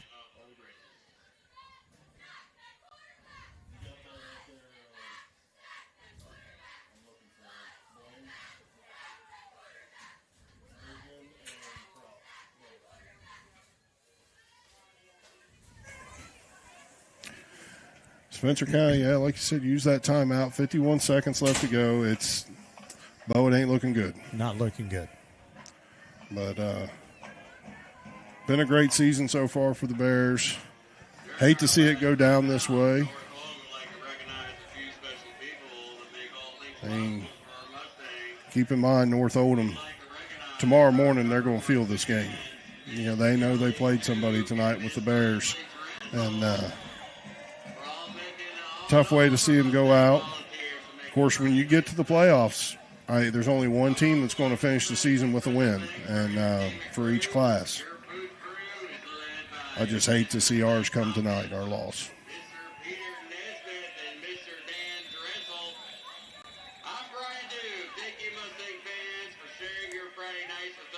And off, Renton again. Phelps takes him down, going to pick up 2, and it's going to leave 3rd and about 3. And Spencer County calls his last timeout. Yep. We 4th down. She's going to force the punt. Bears will get the ball.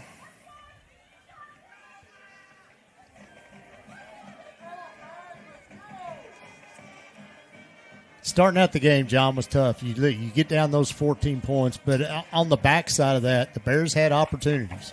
Yeah, they did. And you know, Coach Barksbury talked about it going into the locker room at halftime, is there were some self-inflicted wounds. You know, some things that Spencer County did or didn't do that they needed to do to try to be successful.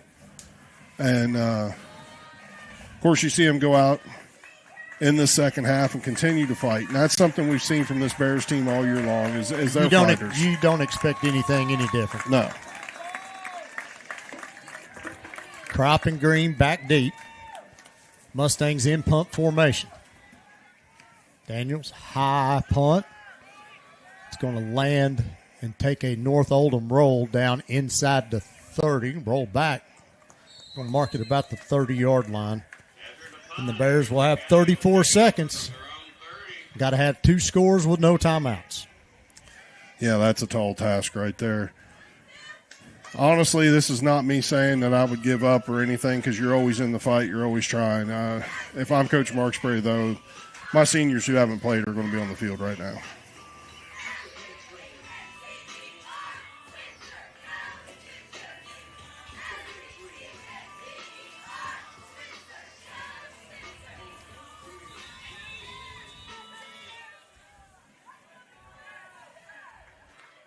Crop lined up behind Davis. Higdon and Smalley out wide to the right. Davis back, going long, across the middle, intercepted. That's it. And that will be the ball game. Now, North Oldham be able to come out victory formation, kneel down one time, and that'll end the game. But tough way for the Bears to go down this year. Had a great season. Great season. And, you know, Bo, even though the game's still got 26 seconds left to go, something you and I like to do at the end of seasons. I do want to put out a few thank yous before we get everything wrapped up here. And, you know, first of all, huge thank you to my wife, and what she does, the time that she basically gives of herself to let me be able to do these things, to go to these games, to be able to do the homework and to watch film, things like that. It's something that, you and I have talked about it before. We'll easily put 7-8 hours into a ball game and not even call the game yet, just getting ready. And so for her to be able to, be cool with that, let me do that, I appreciate it. Denise, love you. Of course, another big thank you has to go out to Charlie and Molly Titchener, too, putting this thing together. Dakota Waldridge here tonight. Some people might say because he's from Spencer County, he's going to say what he said, and also because he's with us at GHP-SPORTS today, that he was going to say what he says. But in all honesty, the product that Charlie puts out with GHP-SPORTS, you and I, we show up and we talk. But what he's able to do, what Molly's able to do, helping him, supporting him in this, I mean, it's been great for the last 5 years, and I hope there's many more years to come of this. But still appreciate the Ticheners very much, the GHP Sports crew, everything you guys do, the camera angles, the graphics, the instant replay. And I also want to say thank you, too. I mean, Derek Biller has helped out with stats. Nicole Hutchins, my sister, helping out with stats. You know, just different things that people volunteer to help out and to make this possible for us to bring this to your living room and so you can see these games. But still, tough way for everything to go down here, Bo, and hate to see it end. But, you know, like I said, every class, once you hit the playoffs, only one team's going to finish the season with a win. And that's the way it is. There's six champions at the end, but that's the only six that's going to finish up with the win. So, yeah, I'm with you on the thank yous, John. Jennifer and the girls, I mean, they several nights they're in the living room watching TV by themselves while I'm sitting at the kitchen in front of a computer. Yep. So, and appreciate them for everything they do. And again, Charlie, Molly, you don't know how much fun me and John have doing this. Yeah, I mean, that's right. We joke all the time that if we wasn't doing it here, we'd be sitting down here probably with Nicole. With earplugs in, of course, but sitting down here and doing these games just with me and you talking back and forth. But it's a lot of fun. I enjoy it more than anything. It kind of gives me a little purpose and pride to be able to do it. So appreciate that, and all the people who work at GHP. And I'm not going to begin to name you guys. No, you know who you are. For those of you at home that don't understand and don't know, as you're getting a look right now, as somebody's listening to our post game about the earplugs. But anyway, for a lot of you that watch from home and haven't actually seen what goes on, I mean, it's not unusual for us to have 10-plus people involved in just bringing you a high school football game. And so there's a lot of people behind the scenes doing this stuff, a lot of students, and what they're able to do. Me and John got here 2.5 hours early tonight, and when we got here, all we had to do was go to Bully's and get something to eat, and then come here and sit around. But the GHP Sports crew, they were already here. They had already had cameras set up. I mean, this is a 3.5 hour process, getting everything set up and ready to go. And then, you know what? As soon as we go off the air, they got to come in here and tear all this down, too. Because we'll readily admit they don't want us messing with this stuff because we know which buttons to push to make our mics live, which ones to push to shut them off. And other than that, you and I just get to stand here and talk. And we've said it many times before, Bo, this is the best job in sports. Absolutely is. So the Bears are going to finish the season 8-4. Very respectful season. One game short of the regional final.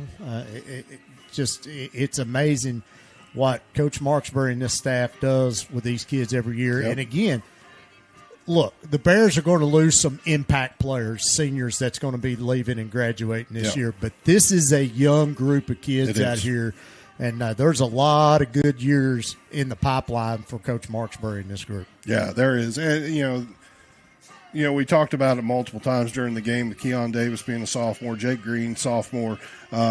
We told all of our viewers the last few weeks when we actually had some of the 2s and 3s in the game, when you've seen Deshaun Davis out there at fullback, to remember that name.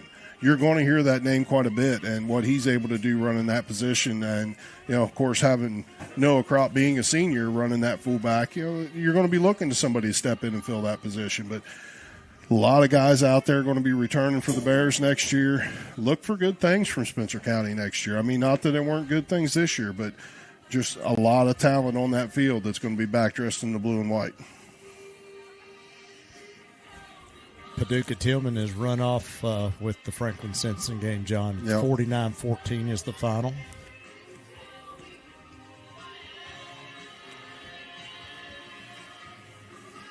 We just got asked in our ears about the Franklin game, and I'd shut it off a little earlier. While we got a second here, John, we will go over some final stats for this game here tonight. Spencer County, 22 first downs, 49 rushes for 288 yards. Keon was 4 of 12 for 59 yards, 61 plays for 347 yards on the night. And for North Oldham, 24 first downs, 33 rushes for 199 yards. Daniels 12 of 19 for 179. They ran 53 plays for 378 yards and 7.1 yards per play. And then, John, I'll let you keep an eye on Blaine down there, and I'll just keep reading these stats off. Keon, 4-12 for 59. Jake Green caught one of those for 25. Crop, 2 for 23. Smalley, 1 for 11. Jake Green, 12 rushes, 85 yards. Davis, 14 for 83. Crop, 15 for 77. Higdon, 6 for 48 on the night. And I think we're about to get them our Trevor Brown Construction players of the game tonight. We're going to go you almost have to go with senior John. We're going to go with Noah Crop and Caleb Higdon, and Blaine has them with him now. Blaine? I'm here with our players of the game, and obviously not the way y'all wanted to end the year, but you cannot discount the way y'all grinded out every game this year. Just what was so special about this group, and both y'all can answer this. I mean, we played our hardest every game, ups and downs every game, but, I mean, we practiced hard. We really wanted it, but, I mean, every season has to come to an end, unfortunately. All of us guys just had great bonds. It's team dinners on time. So, I mean, just got to just go on. I mean, congratulations, you guys. It's tough, John. It is tough. You know, seniors, last time. Yeah, we're going to get Coach Marksbury now with Blaine. Yeah, Coach, not the way, of course, you want to end the year, but just like I talked about with them, you cannot discount, the all year, this group as a whole. Oh, it's a great group. We got 9 seniors there, and hey, they do everything right. Proud of them. They battled all year. They were great leaders. They lead us in school. They lead us on the football field. They led us tonight. We got down 14-0. They hung in there, and it's a really good group. It's only 9 of them, but they all 9 of them contributed, and just tonight's one of those things. We played a team that was 9-2. We had to come over here, anybody's game, and we were a little bit. We thought we could defend them a little bit better than we did, and just one of them things. I mean, it's when you get to this level, I mean, you're playing a good team, and we felt good about what we were going to do, trying to mix things up, and but then on defense, maybe we tried to mix things up too much, and maybe it caused us some problems. But our offense did some things, and but anyway, it's that's not here nor there. It's about celebrating these seniors and those 9 seniors, and they've done everything right. 4 years in our program, and really, really proud of them. All right, thank you, Coach. Thank you, Coach. He's always an emotional coach, man. And that is why these kids love him. That's why all those kids come back last week for that 100th win presentation. Football is an emotional game, and anybody who says different, we need to have a talk. Because you talk about those 9 seniors out there, and Bo, most people, even parents, don't really understand what it means when a senior football player's season ends. They don't understand the true finality of it. 95% of us, we're done. You can play baseball, softball, and rec leagues for pretty much as long as you want to. You can always play pickup game of basketball, play golf, tennis. Not me, but even other people who played football can do 5Ks. You can even run marathons. But most high school football players will never put on a helmet and play the same game again. You go from totally immersed into a game you love to being completely shut out, and that's a tough thing to do. So, John, we've got a couple weeks off.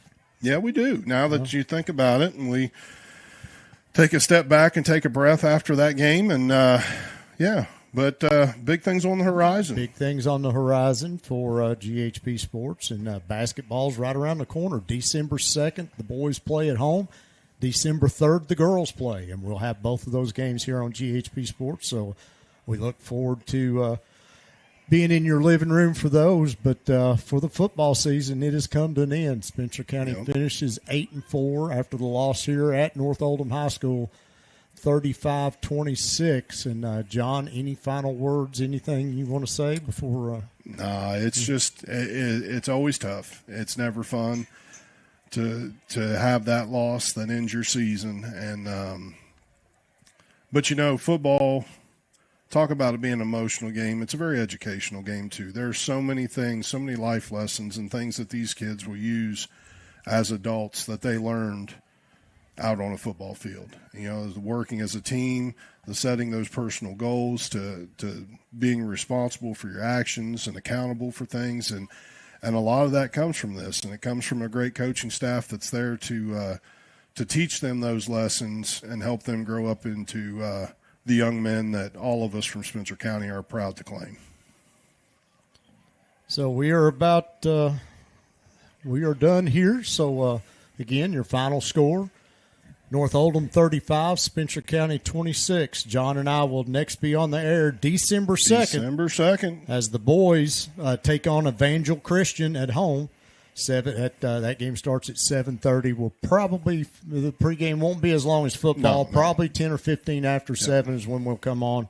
And then on December 3rd, the girls play at home against Butler, same time. So look forward to being in your living room for those. And other than that, I'm done. John's done. Yep. Season is over for football. It's always sad to see it come, but we are here. So that is all we have from here tonight. And this is Bo Bruner along with John Hutchins, and we are signing off here at GHP Sports.